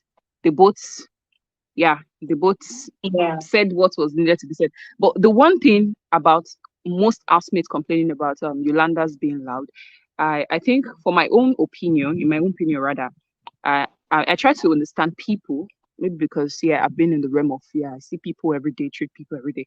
I think being loud is like our adaptive measures to Mm, accepting that condition. Honestly, Glory, accepting mm, that condition, vitiligo, or any other condition people can have due to anything, hormonal situation, it's a tough one. These mm, people are strong people, irrespective of if condition varies or is greater than, they are tough people. And everybody has that adaptive measures to these things. And I think mhm, being loud, that's what we all is our adaptive measures. We all just need to just blend in. And it's the loudness, it's entirely with the team. So if you mhm. complain, it's on you. Just know Yeah. how to blend in. And I think Mitch did so absolutely, because that's the only character we have been seeing that has not conflicted with Yolanda. They might have conflict opinions as to tax or any wager, any opinion, but then no, no, no, no, no. She actually no, no, no. They both blend, and I think I love them. I love the two with the pictures that came out, red and black. Honestly, those two, they are giving us top five vinyl. No, no, no, those two, they are giving us top finals. And the last one I was gonna say is hmm, hmm. This week, trust me, if Papaghost should win the head of us, we are in for a lot of personality to be revealed to us. Honestly, because hmm, okay, you know when you pour Okay. oil into water, when you pour Yeah. oil, palm oil into water, it forms a kind of bubbles. Hmm, Okay. hmm. I mean, I I get await, what you I await mean. that week. Martina will want to retaliate. If Nero is still in the house, she will want to join forces with my Hmm, junior. It's going to be crazy. But hmm, then you know that at this point, most of the housemates are now on Papa Ghost's side. So it's going to be hmm. a tough one for Junior and either Fahima or Neo, who might still be You. in the house. It's going to be a Hmm. tough one. But honestly, I'm not seeing it from the retaliating side. I just see it as he actually can play the housemate to make them lose the wager. He's the type to do that. Forget Hmm. about revenging. He can actually sit back and make them all have their say, work on whatsoever anybody has said, and boom, we're good to go. No criticism from him, no addition, and boom, they will just lose it just like that. And he will be I there would waiting love, for I would love that. anyone that is what I'm waiting for this week. Honestly, you see, to Liema and Sinai, any shipping strategy is none of my business this season. Mm-mm. I you see their fans. I'm not ready to lose my accounts or no accounts for them. Oh. My personal account, my IG, my Twitter, I cannot allow you to go for these shipping people. I refuse to choke mouth into any ship. I mean, Shipping that's has a done very for. interesting plot twist. That's an interesting plot twist. And you know, Lerato has a way of always arguing during briefings for task. So you're right. Yeah. If Papa Ghost emerges head of house, I would love to see if she's going to be on his side or if she's going to want to antagonize him as well. Thank you so much for bringing Because that there'll be perspective. personality clashes and bad gun, and I'm here for it. But for Yeah. every other Yolanda fan out there, we are gonna be saved another week extra. We are waiting this week. See, I will chat from our babe, our own Yolanda. Yoli All fires. right. Bye. Thank you so much, Mercy. Thank you so much. Thank you so much. All right, let's speak with Chioma. Hello, Chioma. Hello, Chioma. If Chioma is not there, we're going to move on to May. Hi, May. Hey, Chloe, how are you? I'm good. You're welcome to the conversation. How are you? I'm good, thanks. And how are you? I'm fine. You're welcome. You're welcome. Okay. Thank you, thank you. Messi just killed me with her opinion about Papa Goes actually managing to damage the whole head of house challenge if he were to become head of house. Yeah. I've thought of so many times of how actually Papa Ghost has got this character of leadership that he's been instilling on all the housemates. So Mm-hmm. actually, as you were speaking, I'm thinking, has it ever happened that maybe during Weisha task when a big brother asked them to go and decide if they want to wager maybe from 10 to 8, and then the head of house goes into the diary room and maybe the house decided on 80%, and the head of house says no, we wager 300% if you were to go there, and the house says yes, yes, you say that, they're like, oh, that would be so cool. And then they only hear on Thursday when there's wager test and big brother says we must go. Hey, oh my God. Nah, I'm loving this. You people have wild thoughts. I'm loving this. That would be crazy. Him like this guy, he always does things like this, and he does that when he's head of house. Oh my god, that would be Yeah. that pair head of house thing. So, because I've been thinking, Mcjunior and Papaghost, they're so similar. They're so similar in many ways. Like they're headstrong. They're strategists, right? But Mm-hmm.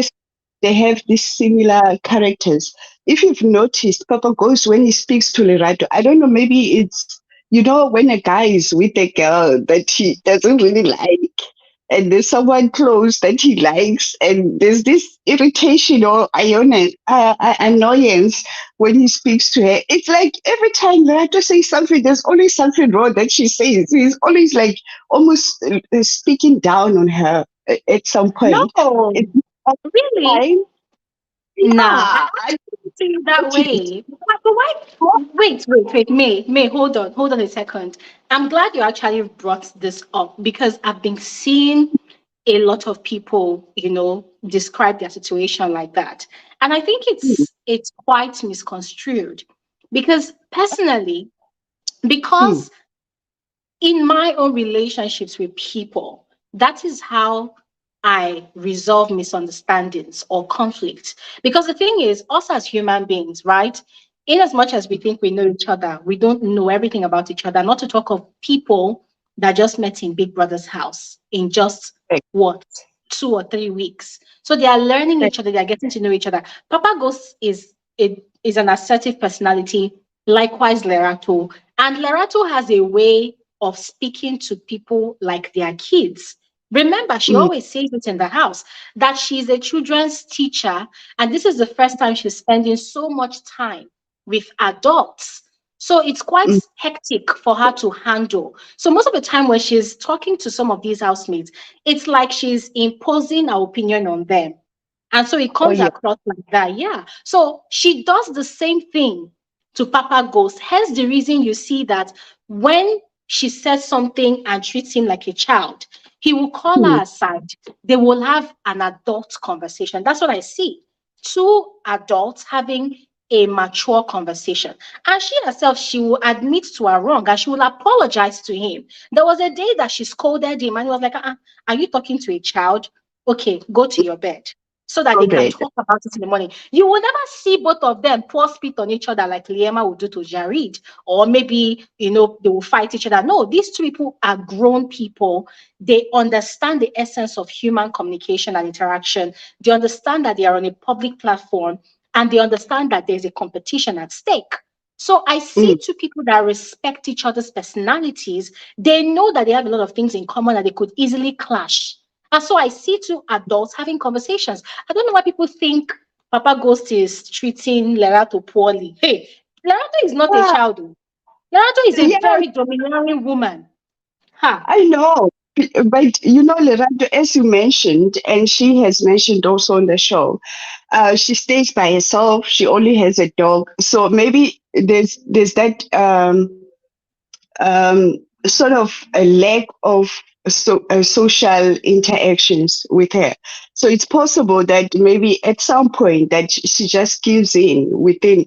Because I have noticed also, as you mentioned, I haven't seen people maybe mentioning it. Maybe on social media, there's a lot of interaction with regards to their relationship. But at times when I watch, I always get that feeling that he's more dominant in the relationship. And that part that you just mentioned, I did see it at some point where Papa Ghost was just calling her to order, like, no, you're not going to talk to me like that, and all of that. But in most times, I'm seeing him disciplining him. And in an adult relationship, if a woman gets mostly in that type of situation, they ended up just, going into their shell and agreeing or not, maybe arguing or saying their point, even if they are right at some point. But, it can be either ways because, well, granted, I don't watch it all the time because most of the time I'm Mhm. working. That you are seeing the other side that I haven't noticed. Yeah. And with my point was that with also Max Jr., there's that similarity as well, where his male dominance. Because the second week, if you remember, he was very upset with Fahima, saying that, no, I don't like the way you disrespect me in front of me, where you find my keke, not my keke, Willie and young Young party. puppy. Yes, you're allowing them, but they are not even dating or maybe looking that way. Maybe they are conversing leading up to the relationship, but he's already so dominant and controlling and saying, I don't like the way you letting them disrespect me and all of that. So they have similarities. He actually, Mcjunior reminds me of Sheldon from the Big Bang Theory. There's this so many things, like the smallest things that he lacks of, but you can see that he's intelligent and he's got a strategy and all of that, as well But as Papa May, Ghost. Mm-hmm. sorry, can I ask you a question though? Can I ask you a question? Okay. So I think one thing we should not be very hasty to doing is using certain words to label these Mm. housemates, right? And there's a danger in that. Now, for Mark Jr., Mm-hmm. the where he was thinking from about Fahima disrespecting him by allowing other guys to touch her anyhow, I totally stand with him on that one. You know why? Because Mm-hmm. as a man, I'm not a man, but I'm just trying to think from a male perspective now, or even from a female perspective. I don't think I would respect a man that is making advances at me, telling me, oh, I'm interested in you, I like you. And then when he's in front of me, he goes ahead to kiss other women, allow them touch his manhood and all of those things. I don't think I'll Right. respect such a man. That was the Right. same thing that was happening with Mark Jr. Fahima is free, came into the house like the tempest. According to her, she wants to destroy the world of all the guys in the house as a disruptor that she is, right? And she's on a mission. And I appreciate whatever she's doing. And so she's been Mm. flirting heavily with Willie. There's the part where both of them were talking about sex positions. They will bring tongues out like they want to kiss each other or lick each other. And Willie does these things most of the time in front of Mark Jr. to spite him, to trigger him. And Mark Jr. is Mm. only trying to avoid problems. For him, okay, fine. You say you like me, I say I like you, but in front of me, you are allowing this guy to squeeze your bum. You're allowing this Yeah. young boy that we are both older than to touch your boobs. Do you understand? So I think he has every right to say, no, that is disrespectful. I don't see anything wrong with that. I don't see that as being controlling. I see that as a man that has a standard. And there's nothing wrong in having a standard. If I, as a woman, can have a standard against such, I don't see any reason why a man shouldn't have a standard as well. So I don't think that is controlling. I think that is someone that understands their worth and has a standard. Mm. No, I hear where you're coming from, Chloe, but from the situation being in the house and people playing the game and being on the first few days within the game, um, I think that is controlling. I have a different opinion when it comes to that because they are not in a Okay. relationship. Even outside, it would be different outside, obviously, but in the house it's a whole different game because you remember Kosi and the triangle with the tabangs and everything, where they were not really in a relationship, and some of them were in a relationship, but you find it that they are flirting and all of that. It's a game. I mean, there's a lot of things that are happening. Fahima could be just playing a game, and this Mm. one, I think he's earned the right, even if they were outside, that he would have earned the right to have been Mm. making those. Okay. But I hear where you're coming from. Um, Yeah. okay, and I just wanted to touch on. I can't believe this girl Liema is still in the house. Gosh, oh, after this, Sis, you like better believe it. She's in there.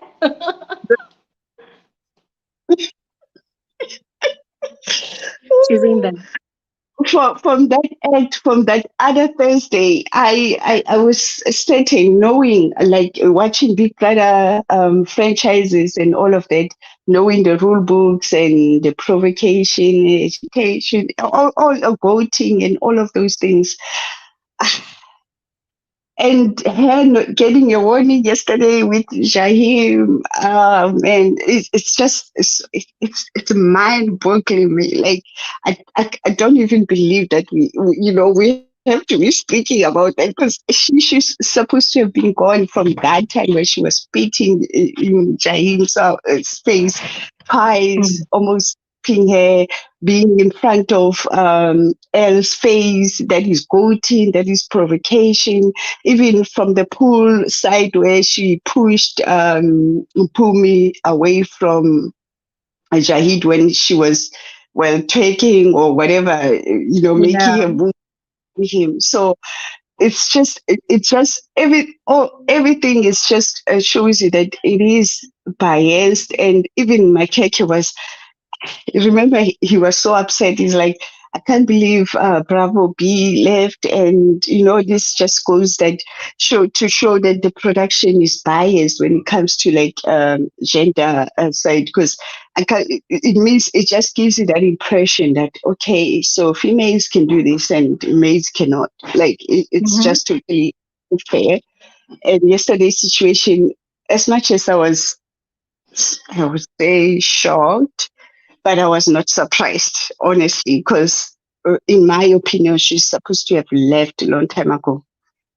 Yeah.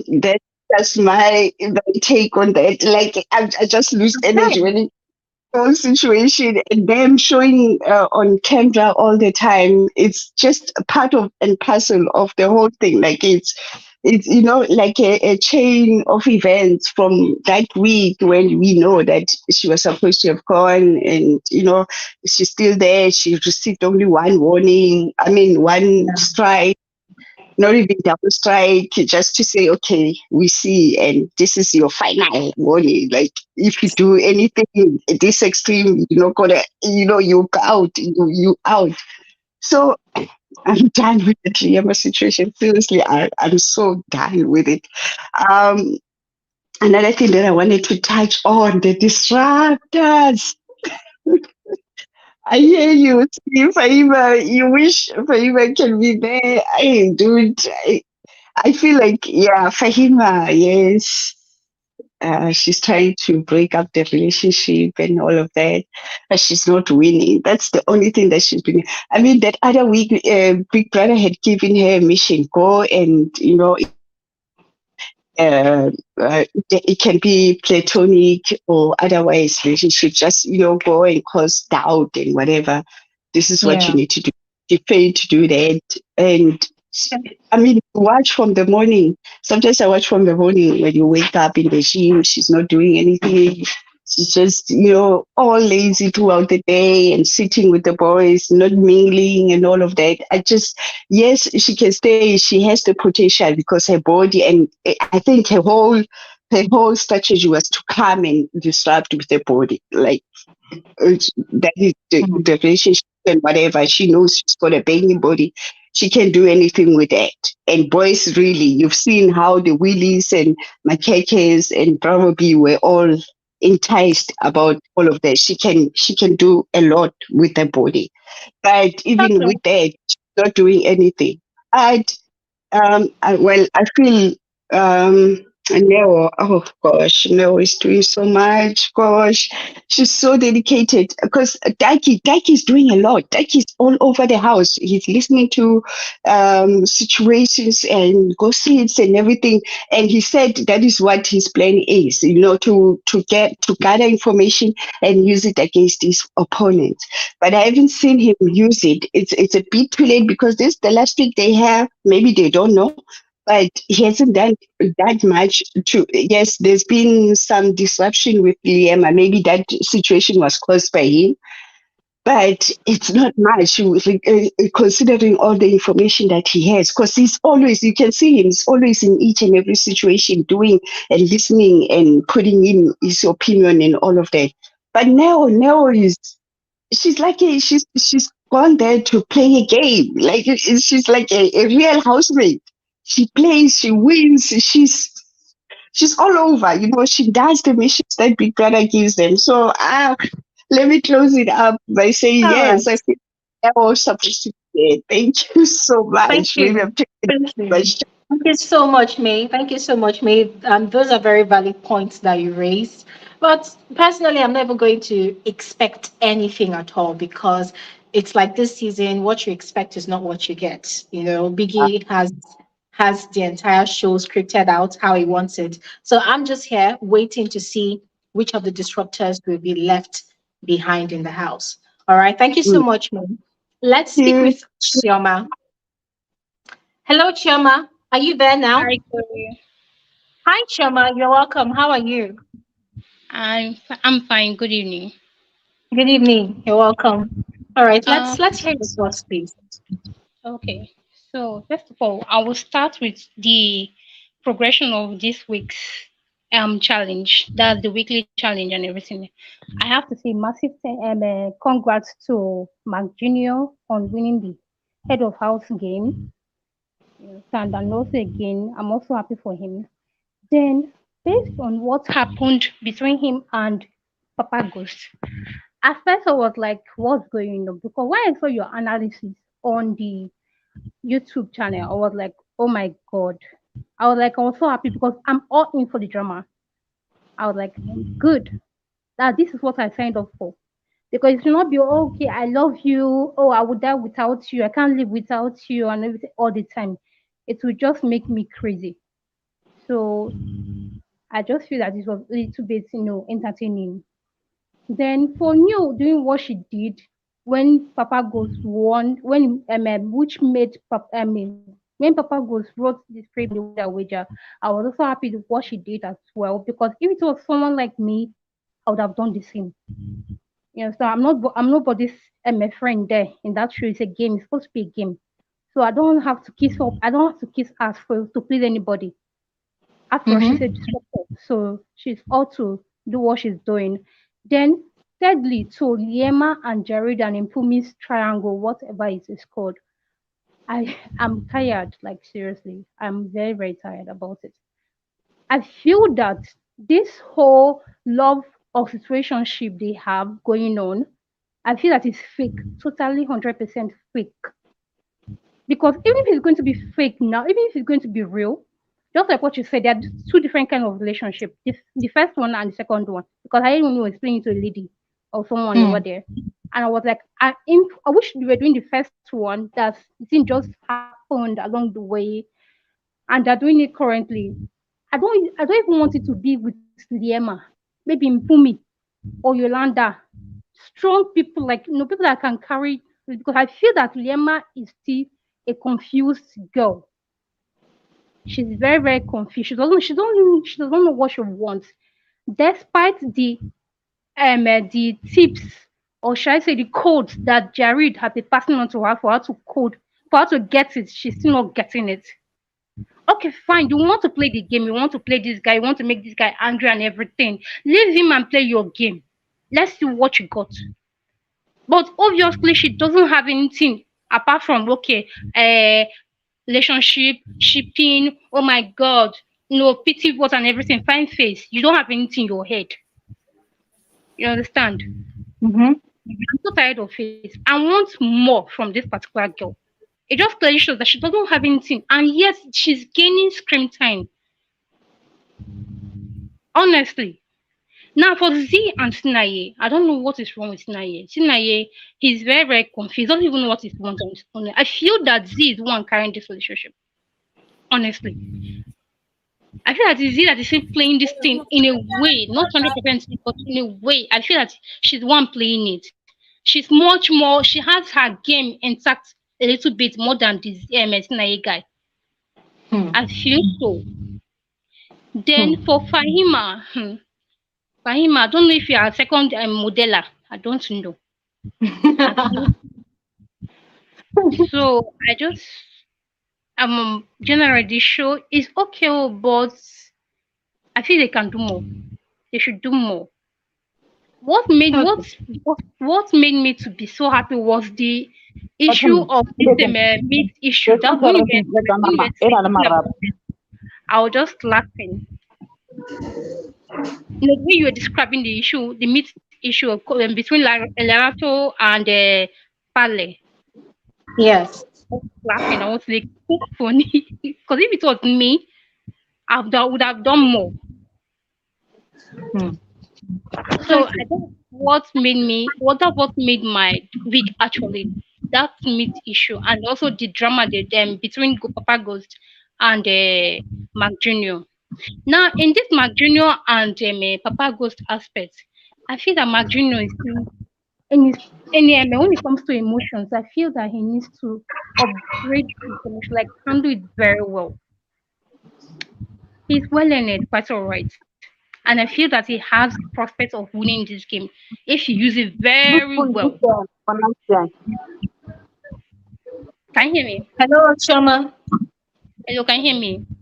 Yeah, there's a lot of interference in your speech. Oh, could be the network. Okay. Yeah, I can hear you now. So I feel that Papa Ghost and Mark Junior can be able to play this game in a way that the audience or the viewers will see him differently. Yeah. Honestly, I feel that he can Yeah. do it. Just that It's he possible. needs to like play his game plan very well, strategize very well, and do better for next week. It just Yeah. showed because this week it showed that that he's weak and is not fully in control of his emotions. And I Yeah. saw him differently. So and more that's where I had my respect for Papa Ghost. Honestly, if you're talking about someone that will win this BBmzansi, if there's a way that you can predict, I will honestly wish that it should be Papa Ghost or Yolanda. Honestly. Okay. Lastly, what I want to talk about is between the conversation between Lerato and Pale. I just want to say I appreciate Lerato because I feel that she's playing her game very well. I feel that and she's not she's not feel sorry about what she's doing. That she goes straight to the point and says, "Hey, I'm not your friend. I'm not here to control your pain." I feel that way. So that's what I signed up for. Not someone that will be cuddled in bed and be kissing, "I love you." Oh God, you if it's not you, I will not do anything. That's just the thing. So there should be less Um, shipping and more drama, more strategic things to come. Let us see more. Honestly, then for the disruptor to leave tomorrow, honestly, by God grace, I'm praying by fire by thunder that please Fahima should leave. Honestly, okay. All of them. I think Fahima all the should leave. disruptors have to go. Then for But to All have then right. for new the real then gain, for yeah, new no, the actual gain. hello? It's like there's someone speaking into your mic. No, nobody's here. Okay. Okay. So honestly, I feel that Fahima should go. She have done enough. So for Taki, if there's going to be two disruptors, they should be like Taki and Neo should remain. And let's see what next week brings for us. So Hmm. those are the things I can actually address for now. Okay. Very interesting. Thank you so much. Thank you so much, Choma. I You're welcome. appreciate your contribution. All right, we're going to speak with Mola here, and then we're going to quickly go on to Twitter to speak with Dave. All right. If anybody else wants to contribute, please use the link in the comment section if you're on YouTube. If you are on Twitter, kindly send in a request. I will put you on. All right. All right. Hi, Mola. Hi. Hi, good afternoon. Hi, good afternoon. Good afternoon. You're welcome. How are you? I'm fine. It's my first time to be here. I just wanted to see if it's working. Yes, you're especially welcome. It is working. You are live. We can hear you. Yes, and I'm calling from Botswana. Oh, nice. You are welcome. You're welcome. Yes, I just wanted to speak about the disruptors. I Okay. think the disruptors are totally unfair because it's like they're helping other housemates to succeed in their game. Word. And I think Big Brother should do justice and evict all of them tomorrow so that we can have a fair game. All of them. Like Neo must be the best disruptor, but she's not the best. She's in the game. She already have enemies. She hates other girls like Z because they're beautiful girls. So to me, I feel it's unfair. They could have been trained on how to be a disruptor. A disruptor has to disrupt the whole house, assist equally. That's how I feel. You know what, yeah? One chilled bottle of stout for you. I totally agree with you because I saw the same thing, But hey, Mm. viewers say they want Yes. one thing, Big Brother gives another thing. I Yes, totally agree with you. I feel I they're see what helping you're Mac saying. Junior. I think they're helping Mac Junior to push his game. For me, to Yes. me, it's totally unfair. They're really helping him. Yes. And I Yes. want also to comment on the Liema issue. Liema acts like a disruptor to Jared. We need a game. We need to see what will happen between Mpumi and Jared, because that's what we have paid for. Right now, they've been in the jacuzzi. She just came and everything just went off. So I feel this girl, she's really mixing up the Big Brother for us. Oh my God. Sis, you know what, yeah? Thank you so much for even bringing that angle. I totally see. I agree with you because I thought I was the only one seeing it.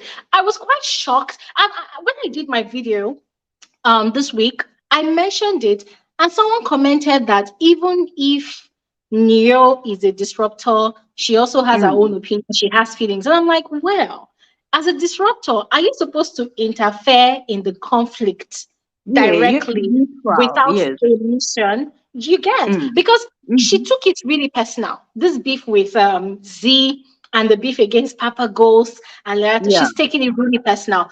Taki has taken the beef very personal against Yolanda, and it's that's quite true. scary.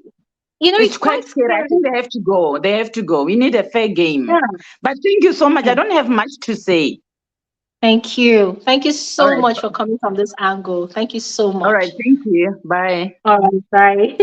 Wow, this is quite refreshing. This is quite refreshing. I mean, I love the fact that somebody is saying something entirely different. Because guys, I mentioned it, and someone was telling me that, oh, even though they are disruptors, they also have a mind of their own. I say, okay, oh, let me just keep my opinion to myself. Anyways, if there's anybody else that want to contribute on YouTube, kindly click on the link in the comments section below. Remember, we are discussing Big Brother's verdict to Jareed, Mpumi, and Liema yesterday. Jareed and Mpumi received warnings, whilst Mpumi received a strike. Yes. And we are having the conversation about the bias, the favoritism in the show. Do you feel like Big Brother production is favoring Liema or not? Or do you think the game is fair? What are your thoughts? Then we're also talking about the events of the week, the confrontation between Papaghost and Mcjunior, Yolanda and Palace issue that happened just 2 days ago. And then there's also the rankings or the ratings of the disruptors. Whatever your thoughts are, just go ahead, click on the link in the comment section. If you're on YouTube, on Twitter, please send in a request. I'll bring you up as a speaker. Let's speak with Dave on Twitter. Hello, Dave. Hello, Dave. You can unmute your mic. You can hear me. Yeah, I can hear you. Hi. Hi, how are you? I am good. You are welcome. Okay. First thing, can we have Big Brother without chips for once? Like master strategies. I want to see master. I'm tired of chips. Oh my God. It's giving me a headache. Can we have a Big Brother one season without shipping, without kissing? Can we just no, I can't deal with it. No, it's irritating me. No, so don't be dramatic. No, I can't. Okay. Like, yeah, they are irritating me. When I see them, I change the channel because I can't stand Liema and Jareed doing their own, when they're in their own element. Like, no, I like Papaghost, yes, Papaghost and Leratos relationship. That one. I don't like ships, but I can definitely ship them because of their relationship. It's in a strategic side. So Z, I like Z and no, so slow, no, so no, it's fine. And oh, Yolanda is one of my favorite. I enjoy her diary session, like when a big brother. Oh my God. I love Yolanda. Even when I'm at work, I'll just say, I'm going to watch Yolanda's diary session like Jay. I love Yolanda. I like her confidence and all that because, we're in the same community, me and Chenza, Tamara, so we always discriminate her against. So I like her confidence. That's what I wanted to say, girl. Can we scratch it? Can we just, all I wanted to say was, can we have a season where it's master strategist, no ships. Absolutely. Anyone who has a ship should be disqualified immediately. No ships, especially in the room. No ships. Is there anybody with ship should be disqualified? Yeah, disqualified. No, it should be stated the way you big brother is busy quoting on this article. She said no. They should implement article 3 point something. No ships. If you are in a ship, you will be disqualified. Oh my God. All right. Thank you. Speaking to you. Bye. Thank you so much, Dave. Thank you so much. Oh my God. Okay. Oh my God, that was quite funny. You should disqualify anybody with a sheep. That'll be really interesting. And you know what's funny, yeah? If they add to the rule book that there must be no shipping in the house. If I thought there's going to be a ship, let it be a strategic alliance. You will see how most of these housemates will look lost. They won't know what to do with themselves. Because why? Most of them don't even plan, they don't even think. In fact, we know we've actually had this conversation before that sometimes you have a strategy in mind to play inside the house. When you come into the house, you see people that have stronger personalities than you, right? And you become overwhelmed, and sometimes your strategy becomes useless, right? But that is where we have forward thinking individuals. You cannot come with an empty head to a show like Big Brother to come and win millions. I don't understand. Who is going to hand over the money to you? Oh, I forgot. There are people that vote out of sentiment, right? There are people that just look at you and they say, you have a pretty face, and they give you the money. There are people that just look at you and feel, you've got a sorry story to sell. Let's dash you the money. I know there are people like that, but sometimes, how about you coming onto the show to prove yourself, right? Prove yourself that you can actually play this game. Anyways, thank you so much, Dave. And I totally agree with you. If it's going to happen, hey, I'm going to be very excited about that one. Okay.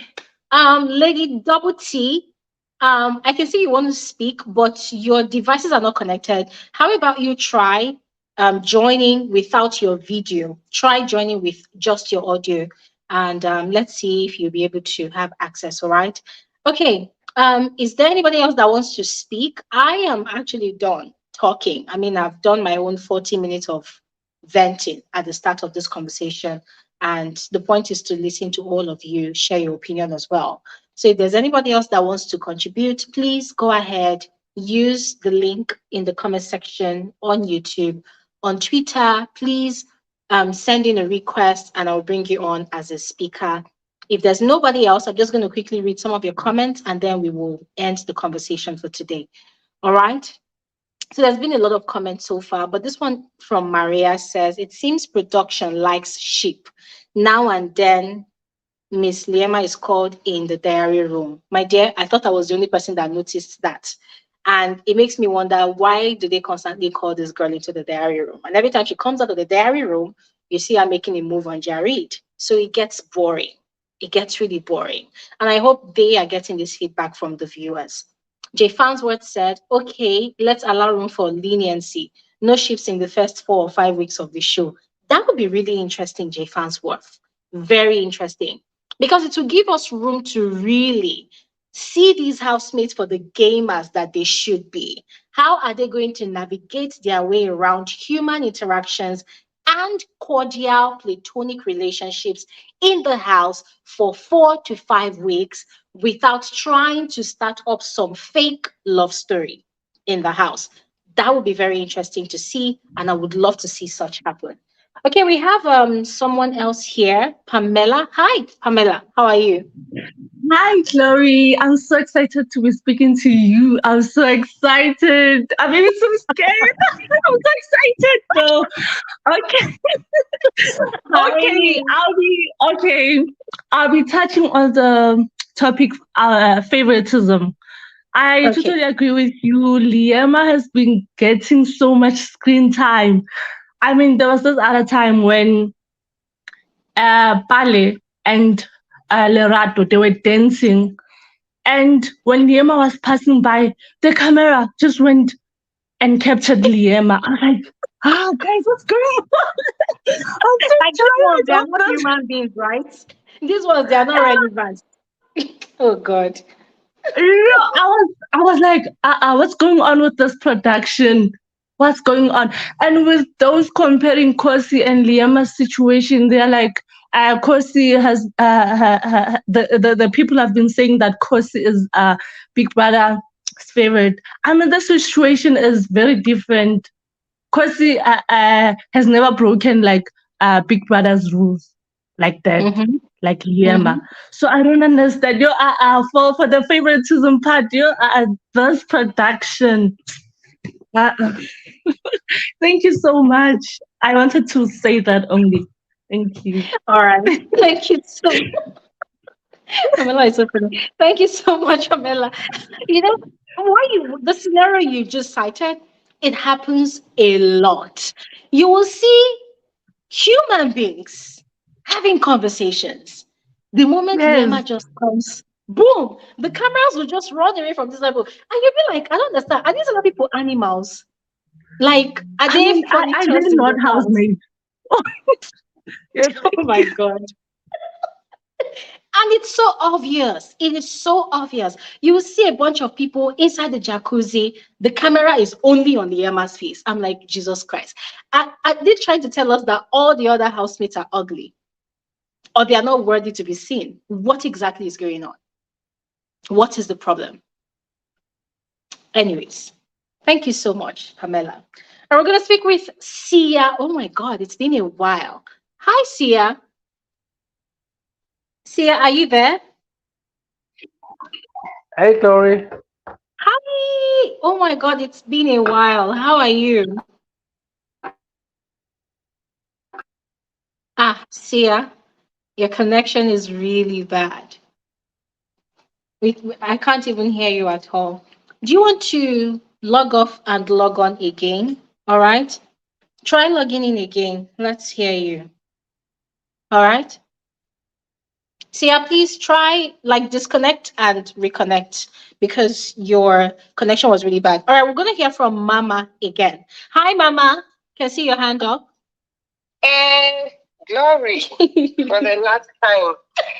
Let me clear this whole thing. Yeah. Somebody said that Sia is following somebody that's not even interested in him. Guys, Z likes Sinaye. We all know this. She even confirmed it with Cakes outside. She said to Cakes that she's afraid of falling for this guy. Yeah. Because he might go outside and go back to his girlfriend. She said she would rate him 80. Did she say 80% in terms of like perfection? She said he's not perfect, but he's a very caring and likable guy, and she would rate him 80. So we all know that she likes him. The only thing is this girlfriend outside. And also, Sinai is not married, guys. And Sinai is only 24. How can he be in a relationship for 10 years? Come on. They were childhood friends. They've been in a relationship for 2.5 years. I beg. Oh. Think of somebody is married for 10 or more, 10 years at 24. Does that even make sense? I beg. The guy has been in a relationship for only 2.5 years. That's it. And he's allowed to, explore and have fun. I don't know why people hate Sinaya so much. I don't understand. Let's not, if that's his strategy doesn't work, so be it. He tried, So I just wanted to clear that he's not married and Z likes him. We all know that here. Everybody who's here, we all know that Z likes Sinai. The only problem she has is this mama stay outside the house. That's it. Yeah. Thank you. Have a lovely Saturday, and I love you so much. Thank you so much, Mama. And I totally agree with what Mama just said, because if we look at how these three people's triangle started, Young Papi, Z, and Sinai, everybody has a game in mind to play. But now it's all shaky. Z is liking this guy so much. Now, at first, I thought it was all a girl, just being indifferent to the fact that Fahima spent the night in Sinai's bed. But when they were having the conversation, and then later on, just following the progression of the conversations they had been having, and the way Sinai kept on trying to explain and explain and explain, wow, I'm like, oh my God, this girl was actually really offended by that. She was really touched by that. And then looking at the way the whole dinner went and all, I'm like, nah, these two people at this point, it would be very funny if this game they are trying to play each other, capsizes on their head. Because by mistake, they will just fall in love. And before you know it, they've missed their way. Sinayin, I was saying before that if Z wants to kiss him, he's going to dodge. He's going to avoid it. This guy was leaning in for that kiss, like his life depended on it last night. Z too was going for the kiss. It was today, I think it was this morning or afternoon, that they were having a conversation about it, and Papaghost was saying, that there was a lot of sex happening in the room downstairs, that he had to go and carry his daughter to come back upstairs, and then Z, that's he was referring to Z, and Z was saying, that she had to come back home, so that daddy, that's Papaghost, will not say, oh, where did you go to? That kind of, they were just joking about it. Z was really tempted to spend the night in Sinai's bed, but it felt like at some point she had to recollect herself, like, hey, wake up before you go and off pants on the first date night. Wake up. And she had to rush back upstairs. And I don't think she told Young Papi about that kiss, because if she told Young Papi about that kiss, then it means for a fact that her head is still in the game 100%. But because I'm not sure at this point, if it happens that she hid that information from Young Papi, who she always talks about any and everything with, especially about Sinai, then it means she's nursing some sort of feelings for that guy. So at the moment, I want to see if these two people are still using their head in the game, or if they started feeling things for each other. So I agree with Mama. These people are feeling each other, but I want to see how it pans out. Okay, Sia is back. Let's speak with Sia. Hi, Sia. Hello, Sia. I don't know what's up with Sia's connection. Okay. Hello, Sia. All right. We're going to speak with Mr. A this time because I don't know. I don't want to keep everybody waiting. Sia, please fix your connection. All right. Hi, Mr. A. Hey, hello, Glory. How are you? I am good. Good evening. You're welcome. Good, good. Evening, Good to have evening, you here. evening. Yes, indeed, indeed. How are you doing? Well, I think I feel better now that I have talked about all the things on my chest. Yes, I mean, I need to offload quite a lot of my chest too because I just feel like the production team, I've got, there's two ways I'm actually looking at the production team. I'm seeing the production team whereby they are coming up with such innovative, creation with regards to the game itself. Mm-hmm. Lots of innovative things that they actually bring into the games and kind of making it more exciting. I, as an example, bringing that stake out and getting it to see whether they're going to actually go for it, and actually causing a rift within the whole sort of the whole housemates, and also things like whoever wins the HOH, they pick from a box, and it's just going to be a random person that's going to actually sleep in the HOH lounge. Those kind of innovative things I'm excited about, and I really appreciate Yeah. what the production team are actually doing with regards to making it very more creative. But on the flip Yes. side, they might as well just give the money to Liema if that's the route they want to go, because I am so pissed. I'm so pissed that someone who was part of a conversation, in a disgusting conversation, actually got two strikes, and someone who actually spat on someone actually got one strike, and also was not even just spat on someone, slapped someone, so spat on three people and slapped someone.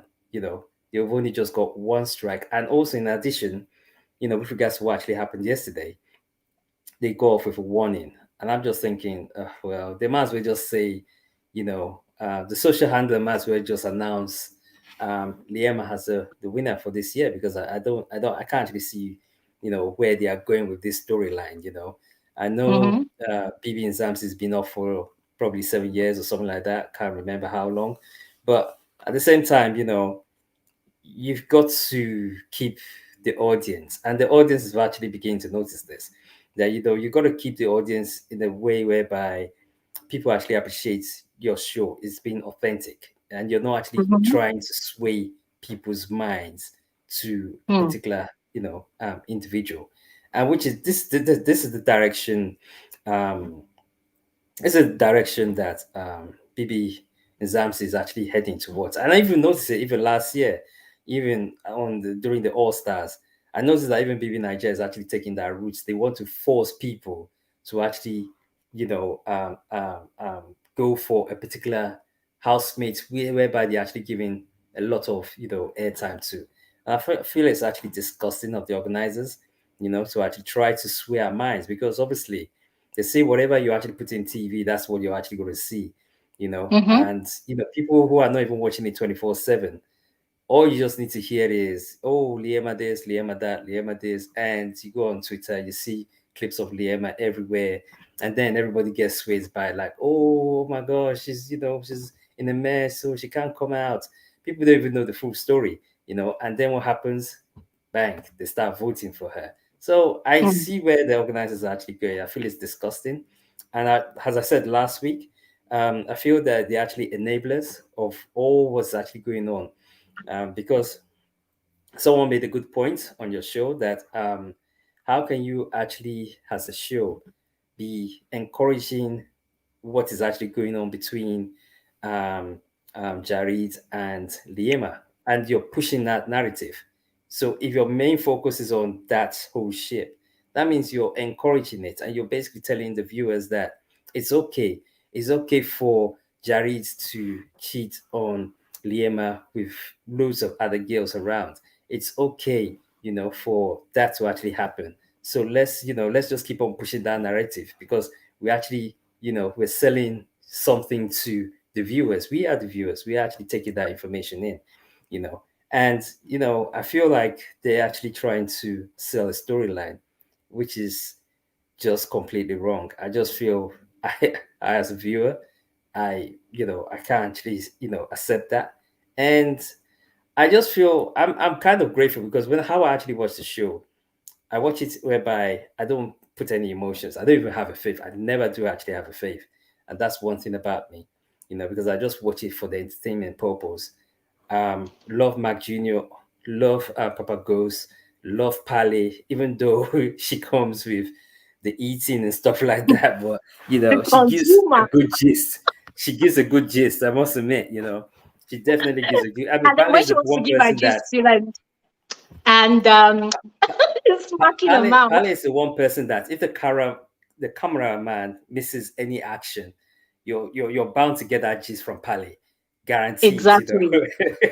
Exactly. So, and you know what? I actually agree with what I think it was you who actually said that if Pale is even more entertaining than Mitch, because to be honest with you, I haven't actually seen what Mitch actually does, and to be honest with you, I haven't actually seen any of your videos which actually has Mitch as a main storyline. No. It's just so. I mean, that's the people who actually gives the main storylines are the people who are the kind of the people who are actually giving the show. So I love Pale, I love Yolanda's making it exciting. And to be honest with you, I mean, yeah, if you go your the Sinais, the Jareed and the Liemas, they're also doing their own ship, stuff like that. Yeah, but I'm completely disappointed. I'm disappointed with the production team, to be honest with you. They've kind of really favored a certain narrative, and I feel it's actually wrong. I feel they shouldn't shove that down our throat. Let us decide. Let us choose who we actually want.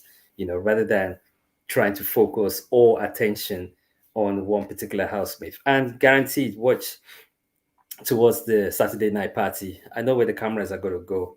They're going to create a narrative of certain individuals. But you know what? Hey, well, I'm sure everybody, each and every one of us, will try to start voting with who we like. I mean, I've seen all the disgusting comments from all those Liema fans, those fanatics, some of those fanatics, that are just crazy. They're just trolling you on Twitter and stuff like that. I just feel, most it's the amazing thing is that none of these people would even come online to even come and actually have a conversation because most of these Liema fanatics, they don't get sense. They don't actually have sense at all. They just empty upstairs, no brain whatsoever. All they just care about. Oh my gosh, Liema, she's so beautiful. Oh, she's so fine. She's the show. She's this. She's that. What content does Liema actually give? Oh, yeah, but she So we spits pay on for people. beauty pageants. No, no, no, no, no. She spits on people. That's her content. So yeah, Crazy, I man. mean, Crazy. I just find it so disgusting of those Liema fans that actually hasn't got, they have not got any, they're actually empty upstairs. And it's just amazing that, all of some of them that actually goes around trolling, people, they need to just kind of get a life, because at the end of the day, they're not they're not doing justice to themselves and they're not doing justice to their faith or whatever. But there it Hmm. is. Anyway, that's all I gotta say. You're doing an All amazing right. job. Thank you so much for such, giving us the analysis, on the platter, Thank and you. keep on, you know, um, doing the Lord's work, to we the viewers. Thank you so much. Thank you so much, Mr. A. Thank you so much. Thank you so much. The one thing I really hope for is that when conversations like these happen, that production gets the feedback.